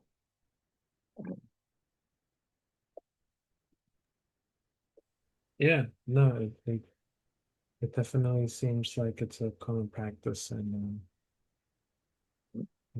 mainland East Asian Buddhism and Pure Land. Mm. Yeah. So on that note, I also want to discuss the sort of devotional side of Pure Land. practice in Vietnamese Buddhism. And you cited in an article that you wrote for Buddhist Door, you cited Thích Tuk, uh, who discusses the power of Amitabha Buddha, which is a very important topic in Pure Land Buddhism. And the quote that you cited says, any technique of practice within the Pure Land tradition is based on Amitabha Buddha's power to assist with achieving enlightenment through the synchronicity of the practitioner's karma of body, speech, and mind. And I guess my question is, this is obviously like one of the most important topics in like Pure Land Buddhism, uh, this whole idea of other power and or the power of the Buddha, uh, and this distinction between self power and other power, which is um, a big sort of discussion. Um, how is this understood in Vietnamese Buddhism, or if this is even discussed uh, as a Um, Hold on, the audio is gonna. My AirPods are dead. Um, sure. Okay. So it's really not.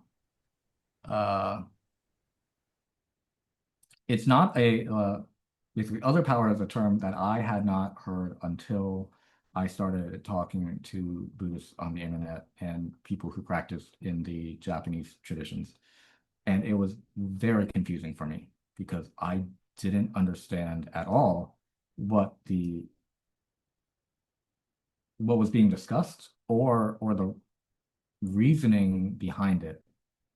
And every time like someone would try to explain it to me, I would just think, that doesn't make any sense.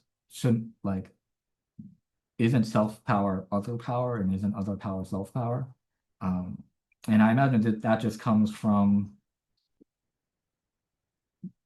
growing up in the tradition and culture that I did where the imagery of dualism and non-dualism is like just it's baked into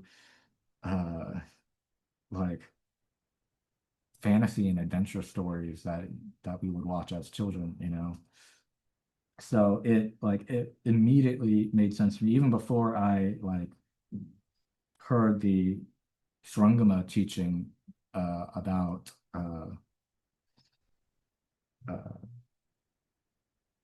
the Buddha's power, and I'm not sure how familiar this is to practitioners of other traditions, but there's I'm pretty sure it's the Shrungama Sutra, a story where the Buddha talks about basically the synergy between practitioners and the Buddha, and describes it as like a child who thinks of their mother, and the mother is thinking of their child. All right, and there's this sort of contact that happens when the minds are directed at each other. And in Vietnamese, we talk about Gam which in Chinese is called Ganying or sympathetic resonance. And it's not necessarily a Buddhist idea. It's more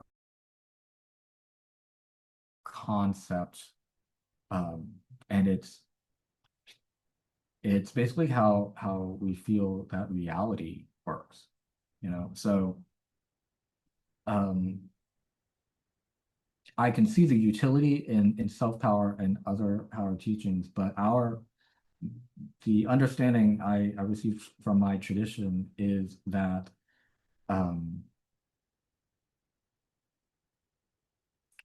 that like Amitabha's power is always there and it's always reaching down and out to us. But we, as deluded beings, aren't necessarily receptive to it. We can be like wayward teenagers, you know, who just don't want to listen to their parents at all. don't even want to think of them.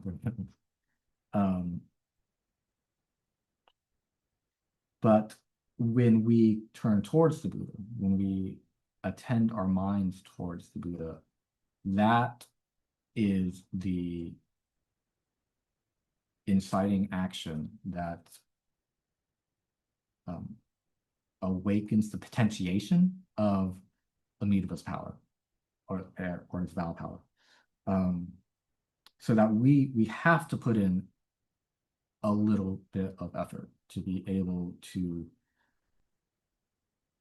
for Amitaba's power to shine through to us. And Amitaba's power is like a really, really bright light, right? And it's all encompassing and it's infinite, but it doesn't, it can only illuminate things that it makes contact with. So if there's stuff in the way, which is like the defilements or the outflows, then that light can't penetrate, basically, and it can't be revealed. So we need to put in a little bit of effort, and the more effort we put in, or the more often we think of the Buddha, we then impart those qualities into ourselves, or they naturally arise because Amitaba's power and his really his entire being is within us too. It's part of our Buddha nature, right? And it is our practice that reveals that. And it's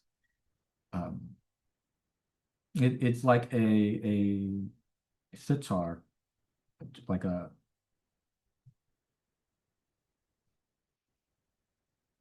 I'm not sure which part of the metaphor I want Amitabha to be, but let's say he's the drone strings.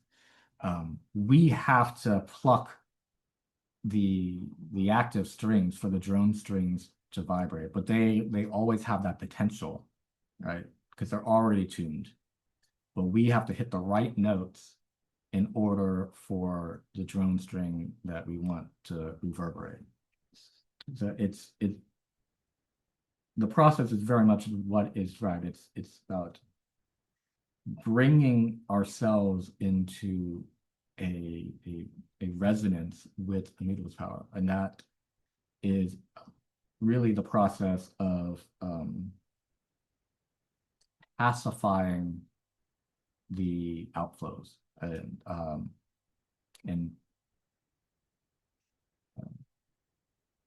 basically, yeah, bringing purity into the body and clarity into the mind. By doing that, we allow Amitaba's Val power to naturally emerge from our own Buddha nature, and allows us to that it not only makes our practice more effective, because we do trying. I do agree with the teaching that like the self other power teaching that like trying all on our own is painstakingly difficult, and overall it is hard. And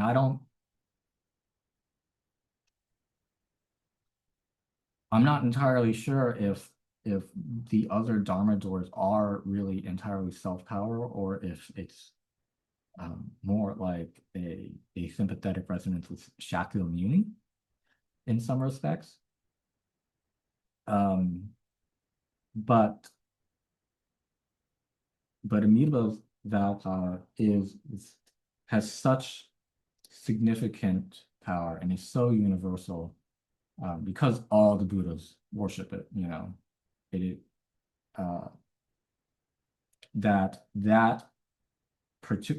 because at least in our tradition, we understand that our world has a very special relationship to Sukhavati. So maybe not all other world systems would have this special connection to Amitabha, but Shakyamuni and Amitabha had existed in past lives together, built a connection.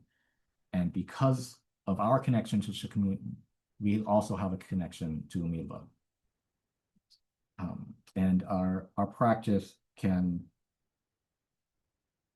help to potentiate that connection so that our practice thereafter is more effective, because we are basically being empowered by Amitaba's grace. Yeah, no, thank you for sharing that perspective. Um, it does seem, closer to the perhaps Chinese way of seeing things, where the self power and the other power sort of work together and not Mhm. discussed separately so much. Um, so you already brought up sort of how there's this idea of engaged Buddhism, like even in the medieval times. It's not like some modern development. Mhm. So how would you say that uh, Trần Thái Tông and maybe later emperor masters uh, taught that we should live like as laypersons, but engaged in the world as Buddhists? What was their main idea? Um, Um, a lot of it comes down to basically a syncretization with Confucianism, uh, at least in those early stages. But it's like the material manifestation of these teachings, at least from the state and the aristocracy and imperial courts involvement in like social engagement, had to do with like the construction of temples and the uh, production of learning centers and printing presses, even uh, in order to bring the teachings to the masses.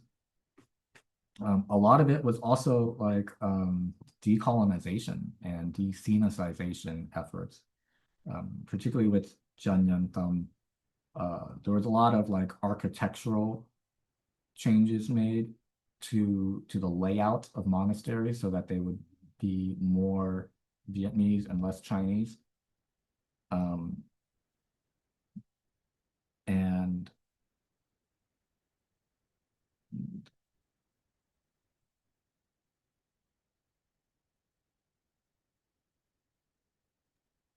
it sounds like what I'm hearing is that try you try to make certain uh, maybe social or cultural contributions, as best you can, to better the whole society, you know. yeah, it was basically a form of like, especially because when we're talking about a Confucian ideal, uh, we're talking about like highly educated uh, uh, scholars who end up in pretty powerful positions in the government, right? Uh, so when we talk about engagement with um, socio-political activism, really, a lot of it is going to be in this era a focus on the wealthy people contributing to the masses and building um, Dharma facilities that are directed towards people, and also like donating massive amounts to monasteries and whatnot. Um, but also there was a great, I mentioned earlier, an attempt to standardize the literature of uh, Vietnamese Buddhism in the local language rather than in classical Chinese, which was short-lived. Like it endured for a few centuries, and then it just went back to classical Chinese because it was too hard to teach both, I think. Um, Yeah, and as I was reading a bit about the history of Vietnam and Vietnamese Buddhism, it seemed like during the later dynasties, later Le and I think Nguyen dynasties, the elites turned more and more towards Neo-Confucianism. So you have this sort of, you know, more and more Confucian turn, and the Chinese law codes and such. And I guess at this point, are Buddhists sort of either, is it kind of like what happened in Korea, where like Buddhists have to now start defending themselves against sort of Confucian critiques, or is it more like you know, they get along pretty well, and like Buddhists are studying Confucian texts, but you know, some of the Confucians are also looking at Buddhist texts. So what was the relationship there? There was a period of Buddhist decline after the Tran dynasty, where things weren't particularly good, and after the Tran dynasty, the Land-Thien school, which we only briefly mentioned, but that's the school that Nhan starts, and became the dominant school of that dynasty, in part because it absorbed all the other ones. Zhuge had to basically migrate from Tân, which was where the capital was at the time. That's modern day Hanoi, to Hue, which is in central Vietnam, and it became Hue became a hub for the Zhuge team, or the remnants, and basically they were hiding, you know, because they were associated with the old dynasty. And because they were associated with the old dynasty, the new dynasty was trying to wipe them out. And then the only other lineages at that time were basically Linji and Gaodong. And they were very Sinicized. You know, those were imported Chinese traditions, and recently imported. So they retained all of the hallmarks of a Sinitic tradition. And then in the Wing dynasty, there was a brief period where the reformer Liu Weng, who establishes the lineage that I practice in now, who was a Linji practitioner. He was the one who decided to basically follow in the footsteps of Zhen Yanthum's Zhuge lineage, probably in part because Liu Weng was based in Hue, so he was a Linji practitioner, but he was surrounded by Zhuge monastics, and in that culture, he saw how they had effectively built a Vietnamese team tradition. Now, so he took a lot of the same reform and then applied them to the Linji lineage in Vietnam. A lot of those architectural changes or liturgy changes, just to feel more like a Vietnamese tradition, and to not feel quite as much like you're entering a foreign imported space, you know. So he became like the most popular, or his lineage becomes the most popular in the South. And a lot of that has to do with patronage from the Wing dynasty. But then afterwards, you get another decline, because the later Wing emperors really feel like the best thing for Vietnam is to model itself after China.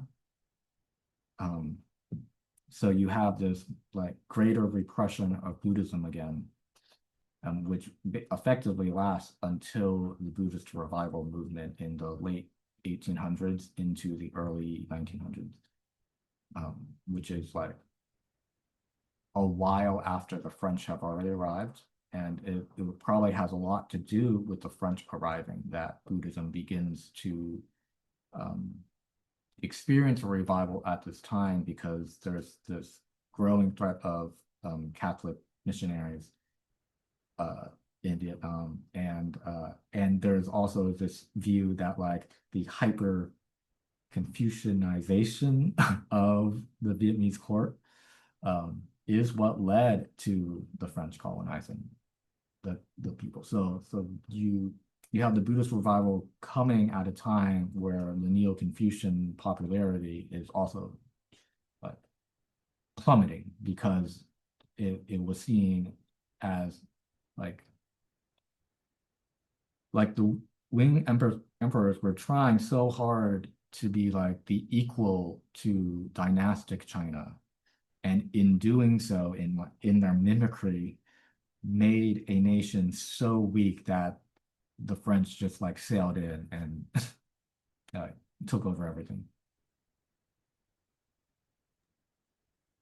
Yeah, no, you sort of like went right into my next question, which was like, the colonial era and the threat of Christian missions and French imperialism and so on, and how Buddhism had to adapt and respond to that.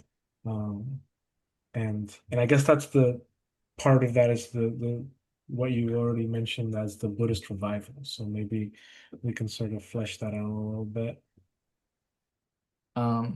Yeah. One of the things is the French, well, actually the Portuguese who came to Vietnam in the 1600s, but they weren't really interested in colonization. They were interested in conversion. So they, set up some monasteries, but they developed a Latin writing system for Vietnam, for Vietnamese, mostly to communicate with each other. And then the French inherited it, developed it further, and used it to help communicate with Vietnamese Mandarins. But then Buddhist monks got a hold of it. And the French did not want to teach this writing system to the Vietnamese masses because they were concerned that if they taught the Vietnamese masses this script, then the Vietnamese masses would know how to read, and they would read revolutionary literature and then throw out the French, which is pretty much what ends up happening. But the Buddhist monks end up getting a hold of this Latin script and teach it to each other. And once they've taught it to each other, they start, this is like the Buddhist revival has already started to upswing, and they're like, oh, this is perfect. So they start translating Buddhist texts from classical Chinese and Pali and other languages into Vietnamese for probably the first time since the first like Junam standardizations. And then they start teaching everyone to read. Like temples would have language classes, and this is a big reason why almost every Vietnamese temple today continues to have Vietnamese language classes, is because this is where it started. This is how the Vietnamese people learned to read, was through Buddhist institutions who were doing it in secret, because if the French found out, they would arrest everyone and probably slaughter them. But by propagating literacy among the masses in the early part of the 20th century, it gave the Vietnamese people access not only to the Buddhist scriptures, but the ability to communicate with each other, with other villagers, and gave them access to the types of literature that would give them the tools to begin a revolutionary movement. And that, so a lot of the early revolutionary activities were centered in Buddhist monastic institutions when they were teaching people how to read. So that's one aspect of the revival. But the other, one of the major consequences of this is around the 1940s, a prominent monastic named Thích translates for the first time all of the Nikayas. And I think at least a couple of the Agamas, maybe all of the Agamas too. And he starts doing a lot of like what today we would call early Buddhist studies in Vietnamese, and really like the 1920s absorbed like the Vipassana reform movement and spread the teachings of this like simplified meditation practice that doesn't require studying and memorizing the Abhidhamma to the masses, to the laity. And it gets incorporated into them, but it's not until the 1940s when literacy has improved to a great deal, and Thích Minh Chau translates the Nikaya that the early texts are widely available and people are literate enough to be able to read it. And this is what really makes the like Sravakayana teachings become a core component of even Vietnamese Mahayana studies.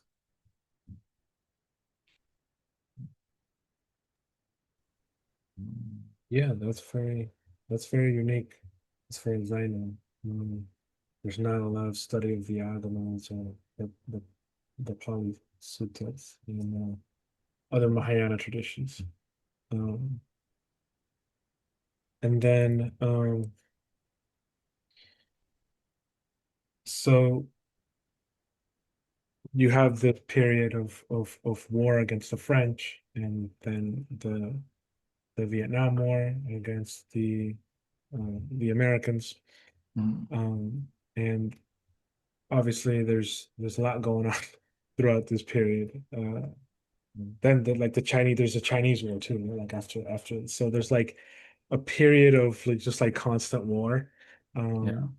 So and eventually Vietnam is reunified under a sort of Marxist government. So I wanted to sort of talk about what's going on with Buddhism during this period, during this very tumultuous period of Vietnamese history, and a little bit about how Vietnamese Buddhism responds to being under a sort of Marxist state, which is technically going to be atheist in its ideology. What How does Buddhism respond to that? How does the state treat Buddhism uh, throughout its history, and sort of bring us up to the modern, like the contemporary time, if you can. The first war for independence against the French, Buddhism was largely seen favorably as it's a point of almost nationalist pride, and as a matter of like cultural heritage versus the like foreign colonizing French Catholicism. So in 1942, when the Communist Party starts to realize that there are a lot of temples and monasteries that the revolutionary soldiers have been quartering in and not treating very well, Ho Chi Minh in 1942 makes a declaration saying that the communists must seek to preserve these Buddhist sites, as a matter of cultural heritage, and they're no longer allowed to be quartered in them as a matter of protection. And then he makes a second decree in 1945, basically trying to make that point clear. And then after his death, there's a third decree, I think it's in 1970, by the Communist Party saying, hey, seriously, stop messing with the temples. So routinely, the Communist Party is looking to protect Buddhist sites, while recognizing there are Buddhists that that are working for the French, or even later for the Americans. But by and large, you didn't really have much antagonism towards Buddhism or even towards religion overall until a little bit later on. New historical records, a lot of those records, the records from that era have been under lock and key in like Vietnamese state archives for a very long time, and no one was allowed to see them. But they were released within the last decade or two, and so historians have finally been able to get into them. And there's a lot of records of infighting within the communist leadership at that time, particularly between moderates who are led by Ho Chi Minh and Yo Win Yup, or Vo Win Zap, I think is how the Americans pronounce his name. The famous general, who are both known to be pretty devoted Buddhists, right? And Lei Yong, who is a very strict Stalinist. So I think what you end up having is a tension between a more Lenin-like approach to religion, which was that overall, religion and a Marxist state do not combine. And I personally don't I think it is shameful that American politicians are allowed to say the word God or bring it into their rhetoric at all. I believe firmly that there should be a separation between functions of the state and religious belief. And that is effectively how it's been treated in Vietnam most of the time, and how it was treated in the USSR before Stalin.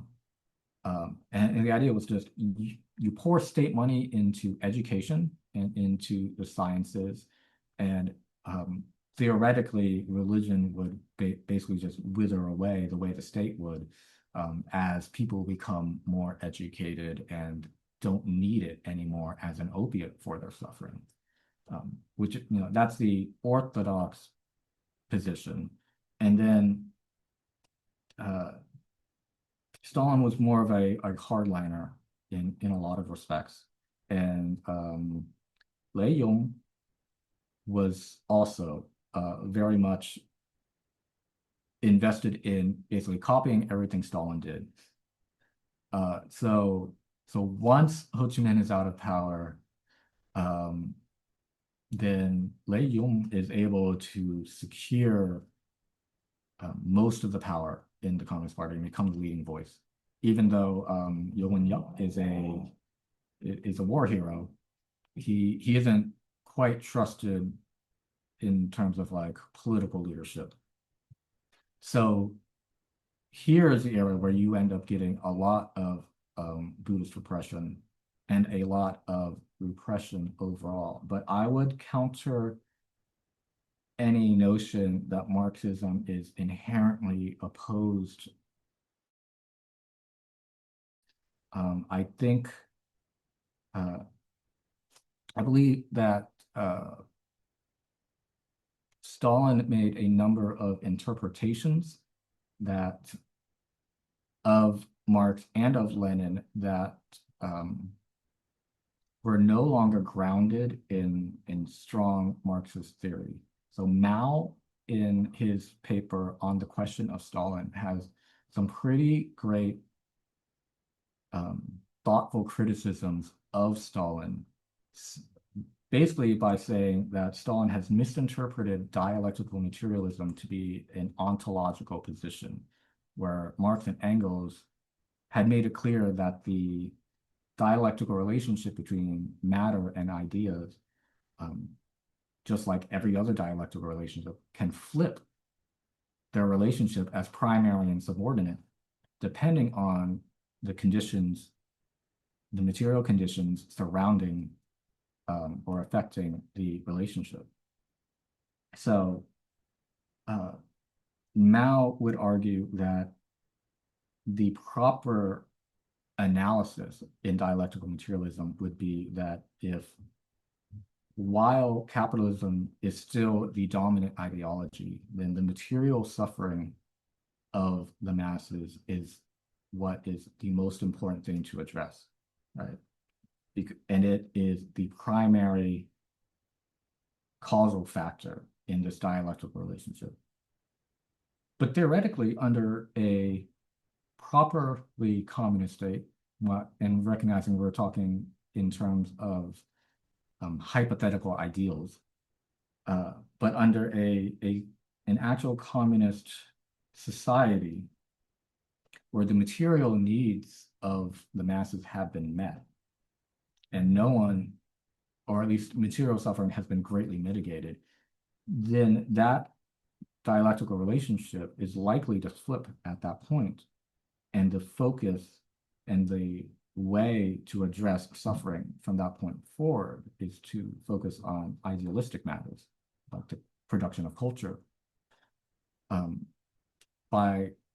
Mao says that Stalin, in positioning himself as an ontological materialist, has collapsed this dialectical viewpoint into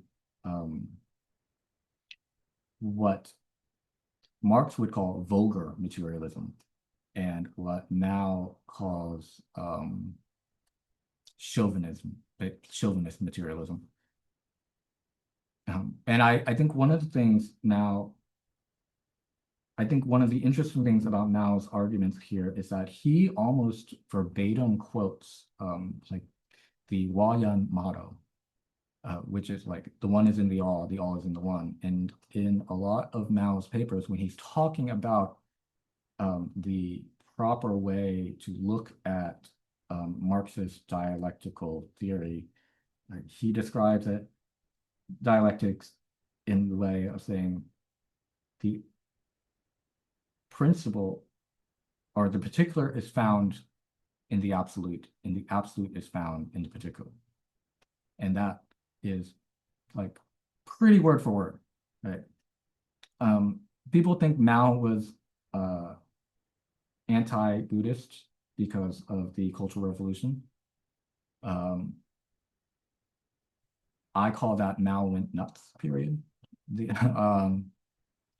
He was I don't think he was a Buddhist, but he definitely practiced Buddhism because Zhao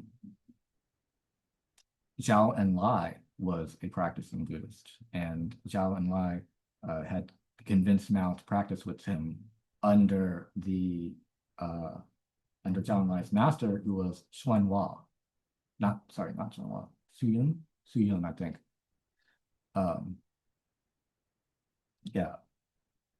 And then they met because the communists, the People's Army abducted Su Yun and was torturing him.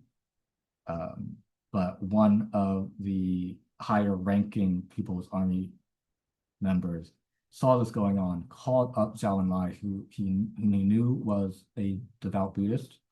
So Zhao Enlai comes in and puts a stop to it, and then becomes Su Yun's disciple. So there's always been Buddhism in a lot of the Marxist countries have tended to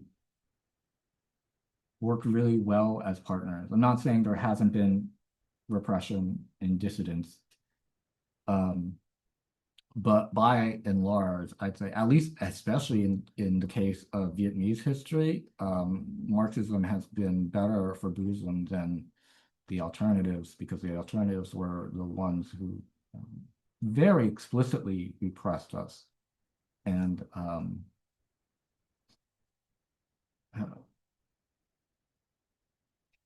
I think my overall thought here is that if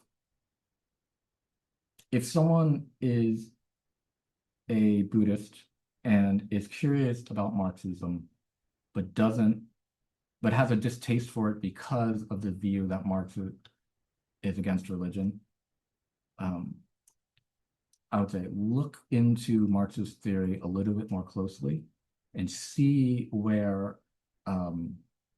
Marx's dialectical theory, and specifically East Asian prajnaparamita thought, which is very much rooted in dialectical thought as well, sync up, because they are very similar to each other. And in my personal opinion, Marxism is the proven method of the proven dialectical method for solving the problem of material suffering. And the Buddha Dharma is the proven dialectical method for solving the problem of spiritual suffering. And I don't believe that they're in conflict with each other. Yeah, no, that's very interesting. And there definitely seems to be a similarity with the dialectics of people like Nagarjuna. And, Marx, of course, they're talking about different things, but the method seems similar. Yeah, and Engels, like Marx, I don't think had much exposure to Buddhism, but Engels did talk about it a little bit, and he probably was only exposed to a very westernized modernist expression of Buddhism, but he seemed to speak of it relatively favorably. He called it primitive dialectics, so he kind of scorned it a little bit, but he saw enough of a similarity where he like, yeah, it's better than the idealism of the libs, yeah. Well, yeah, maybe if you read Yogacara, he would have been like, ah, shit. But so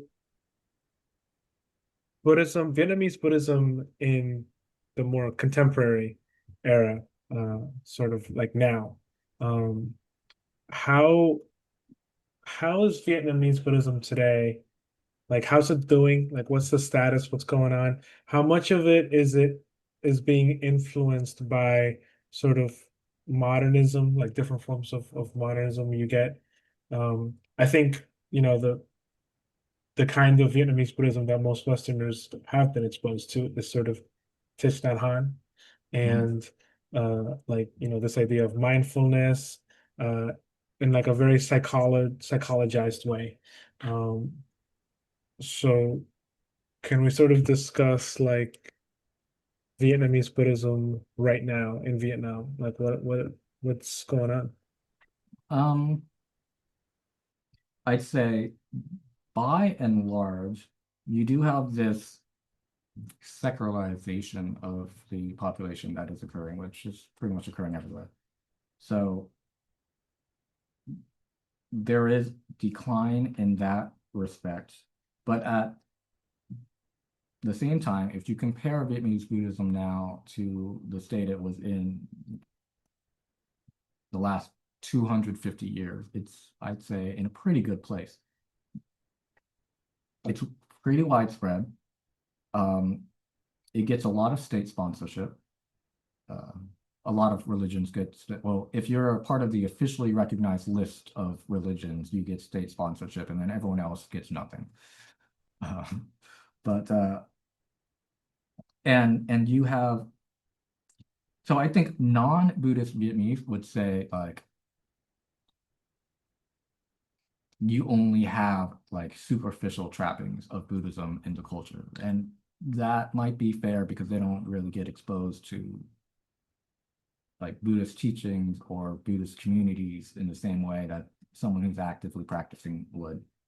If you are a practitioner, you would see monasteries and temples just get filled to the brim with people for listening to Dharma lectures, you know? So you have a very well-educated Vietnamese lay population now in terms of Buddhist knowledge, if they happen to be Buddhist practitioners. And you have the widespread literacy and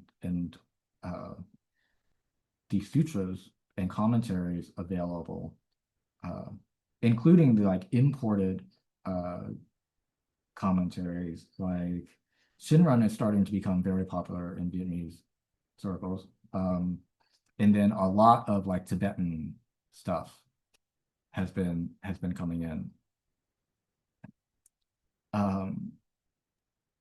Globalization is really doing a number on Buddhism. Like, So I really don't think interesting. there's been another period of time where as many lay people have had access to the Buddhist teachings, especially to a really serious level. But there's also modernism. I don't think there's any tradition in the world, unless it's like maybe a closed practice like Asali Buddhism, that hasn't been touched by modernism. Modernist movements in Vietnam are quite varied. Like my lineage is technically a modernist one, but I think most people would call it a traditional one just because it's not exactly like Home Village, and there's like we're still Pure Land oriented. And we chant in Sino-Vietnamese. I think the biggest difference that I've noticed with the modernist traditions is that they do not chant in Sino-Vietnamese. They chant in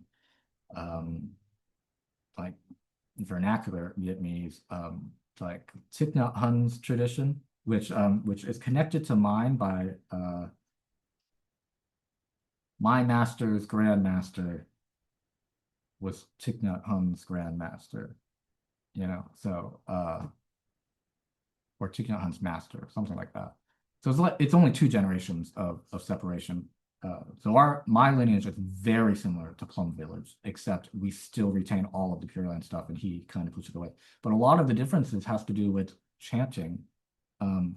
Like Plum Village will not use the Vietnamese word for the modern Vietnamese word for Buddha, which is Ba,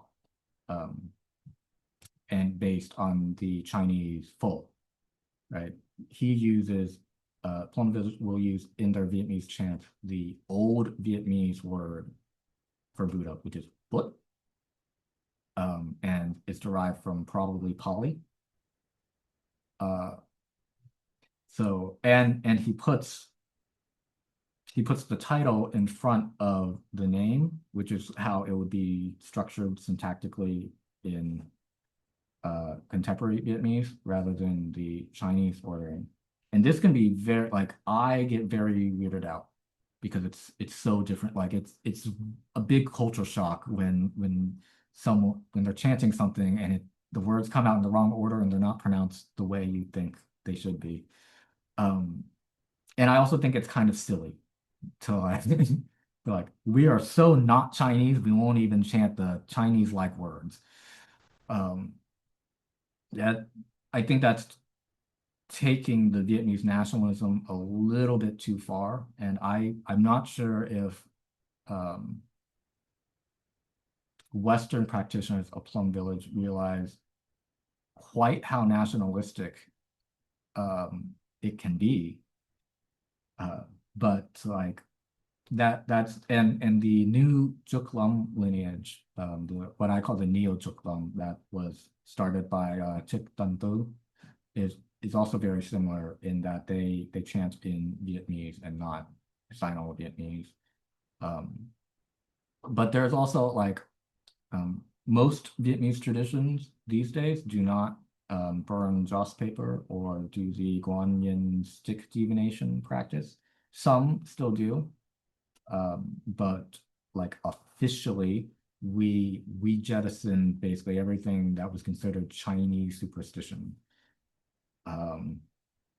which is in part nationalistic and in part like almost like a Theravada style reform to go back to not go back, more like a modernist Theravada reform in that sense of rejecting certain rituals.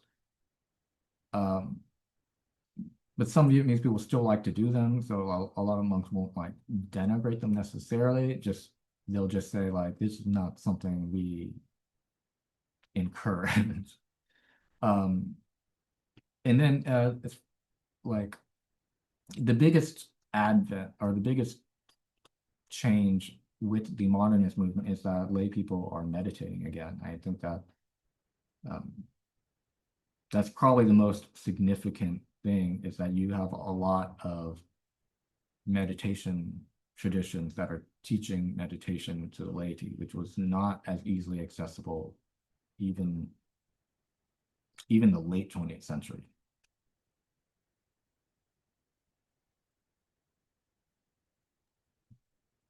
Yeah.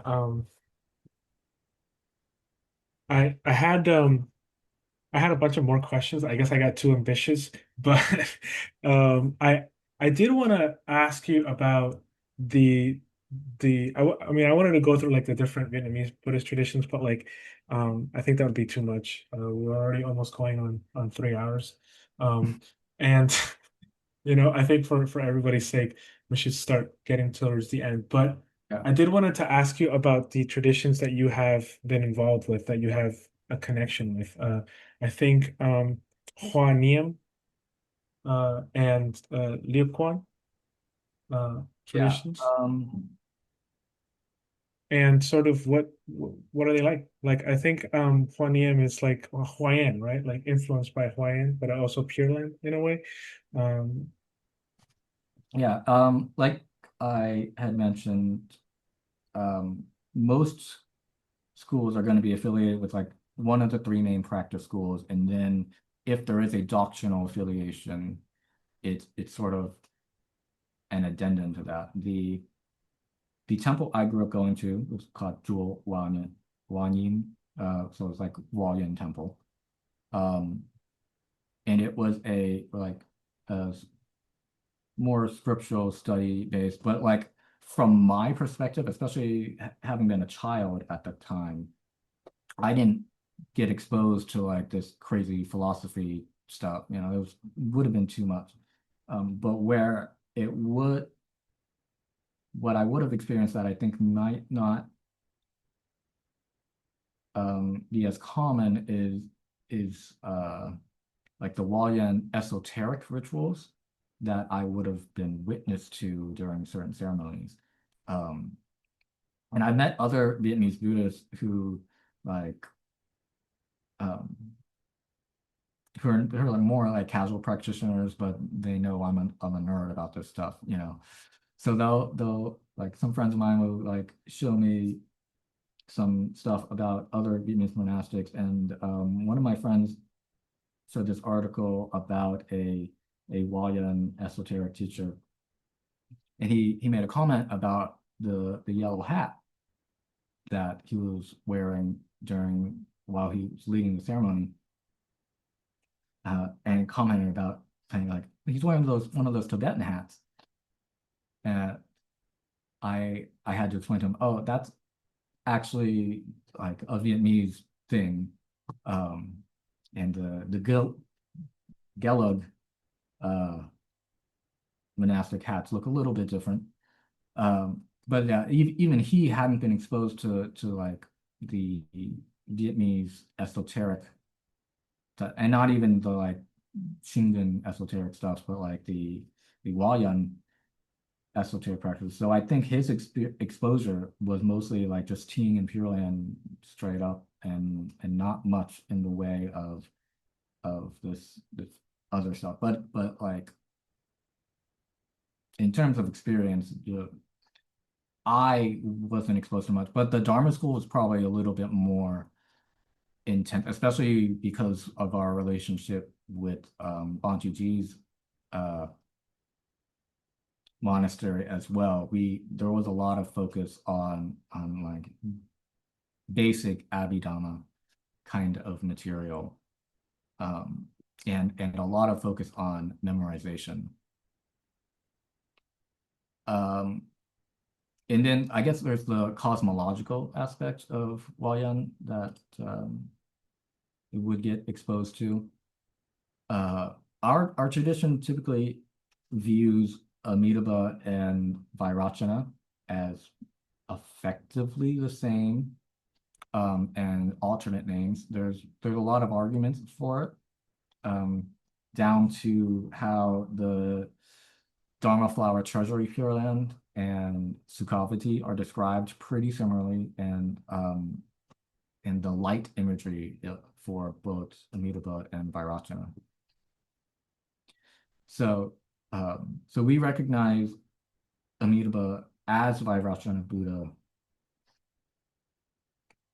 So we can talk about Amitabha as like the Dharmakaya, but there's also the Sambhogakaya aspect of Amitabha, which is, you know, the form we're more familiar with, and the narrative of the Pure Land that we're more familiar with. Vairocana is always regarded as this very like inaccessible Buddha, almost not even a real Buddha, just like emptiness itself personified conceptually as a Buddha. But even in like the Huayan Sutra, if you notice, he never says anything. It's either Shakyamuni who's talking, or Manjushri or Samantabhadra, who are interpreting these rainbows that are being shot out from Vairocana's like Usnishta. No, the Usnishta is up here. What's the tuft of hair called? Oh God. Yeah, I forget. Um, The tuft of hair, or like his toe was sometimes Yeah. shoot out. Yeah. And then Samantha Bhadra or something were like, oh, he said, you know. So Vairocana is a very inaccessible form of Buddha. But Amitabha is the accessible manifestation of that teaching. Urna. It's the urna. It just came to me. Right. A verse from a contemporary scholar or monastic who passed into parinirvana like 2 years ago, just Thích, who is like a Yogacara scholar. The verse is, Vairocana Buddha is found within and not beyond the mind. The true Vairocana is realizing the mind's own nature, that inherent wisdom of the Dharma Dhatu, free from discriminatory conceptions, the inherent nature of primordial ignorance that has always been pure. Amitabha Buddha is found within and not beyond the mind. The true Amitabha is the wondrous wisdom of seeing the emptiness of our own nature, the great bliss, just like the emptiness of space. Our clean nature has always been originally pure. So you see this Nice. parallelism in Vairocana and Amitabha. That is really how like the Huayan Pure Land stuff connects together. And then the Liu Wang lineage, like technically, even the temple I grew up in was a Liu Wang lineage, but mostly it's a Linji tradition that has been superficially made more Vietnamese in terms of ritual and procedure and layout and organization, but also makes dual practice the primary practice rather than koan, because Liu Wang's like personal story involves him basically just being tormented by his koan curriculum for years. And then once he becomes like a master and has all of these temples under his management, he starts his reforms. He decides that basically koan practice is too complex for the Vietnamese people, and it's just going to make us suffer. So we should only focus on Pure Land. But he also, because there are also like Theravadins and whatnot in the community, his reforms was really when he brought a temple under his management, they were allowed to keep practicing whatever they were already doing, and he would just basically graft that practice into the Linji curriculum. So that's how you have like Vipassana practicing team practitioners, you know. Basically any Dharma door is available. Most of us will pick some kind of Pure Land practice, but technically you can do anything. And then there's the engaged Buddhism aspect of it. And for at least in some teacher-student relationships, engaged Buddhism can take the form of basically what would be a post-Kensho practice in other Chan traditions, where you're taking the awakened insight from the cushion and trying to not only bring it into your body, to manifest awakened activity in the world, but it's about that awakened activity in the world now. So engaged Buddhism is really about embodying insight and turning it into bodhisattva activity. And in the beginning, it can be more just like superficial political practice, but at that post-Kensho stage, it's more about directing your insight out into the world. Great, thank you. So I have my last question is my last question tonight is there might be some people that you're listening to this, and if you're listening to this and you've stuck out for the 3 hours, awesome. There might be some people listening to this and go, actually, Vietnamese Buddhism sounds really interesting, and maybe they like live in America and there's like local Vietnamese Buddhist temple, like, I mean, there's a bunch here in South Florida. Yeah. I visited a few actually. So, some people who might be interested in maybe visiting a Vietnamese Buddhist temple, or seeing if they can even like practice in that tradition. What would you sort of recommend? What would you say to someone who doesn't really have that personal connection, that cultural connection, doesn't speak the language? What would you say to them? Say, like, one of the main things would be, don't worry about understanding anything necessarily. Like, definitely when I was first going to the temples, I didn't understand anything, in part because my Vietnamese was very bad. But actually, I started off young enough where my Vietnamese was actually probably pretty good, and then got bad over time. So like, a lot of that stuff didn't stick, and I didn't understand what was going on. But I think one of the important things is just showing up at a temple for the services. You don't have to chant along. Now they have like liturgy books, so you could, if you can work out how the syllables work in Vietnamese.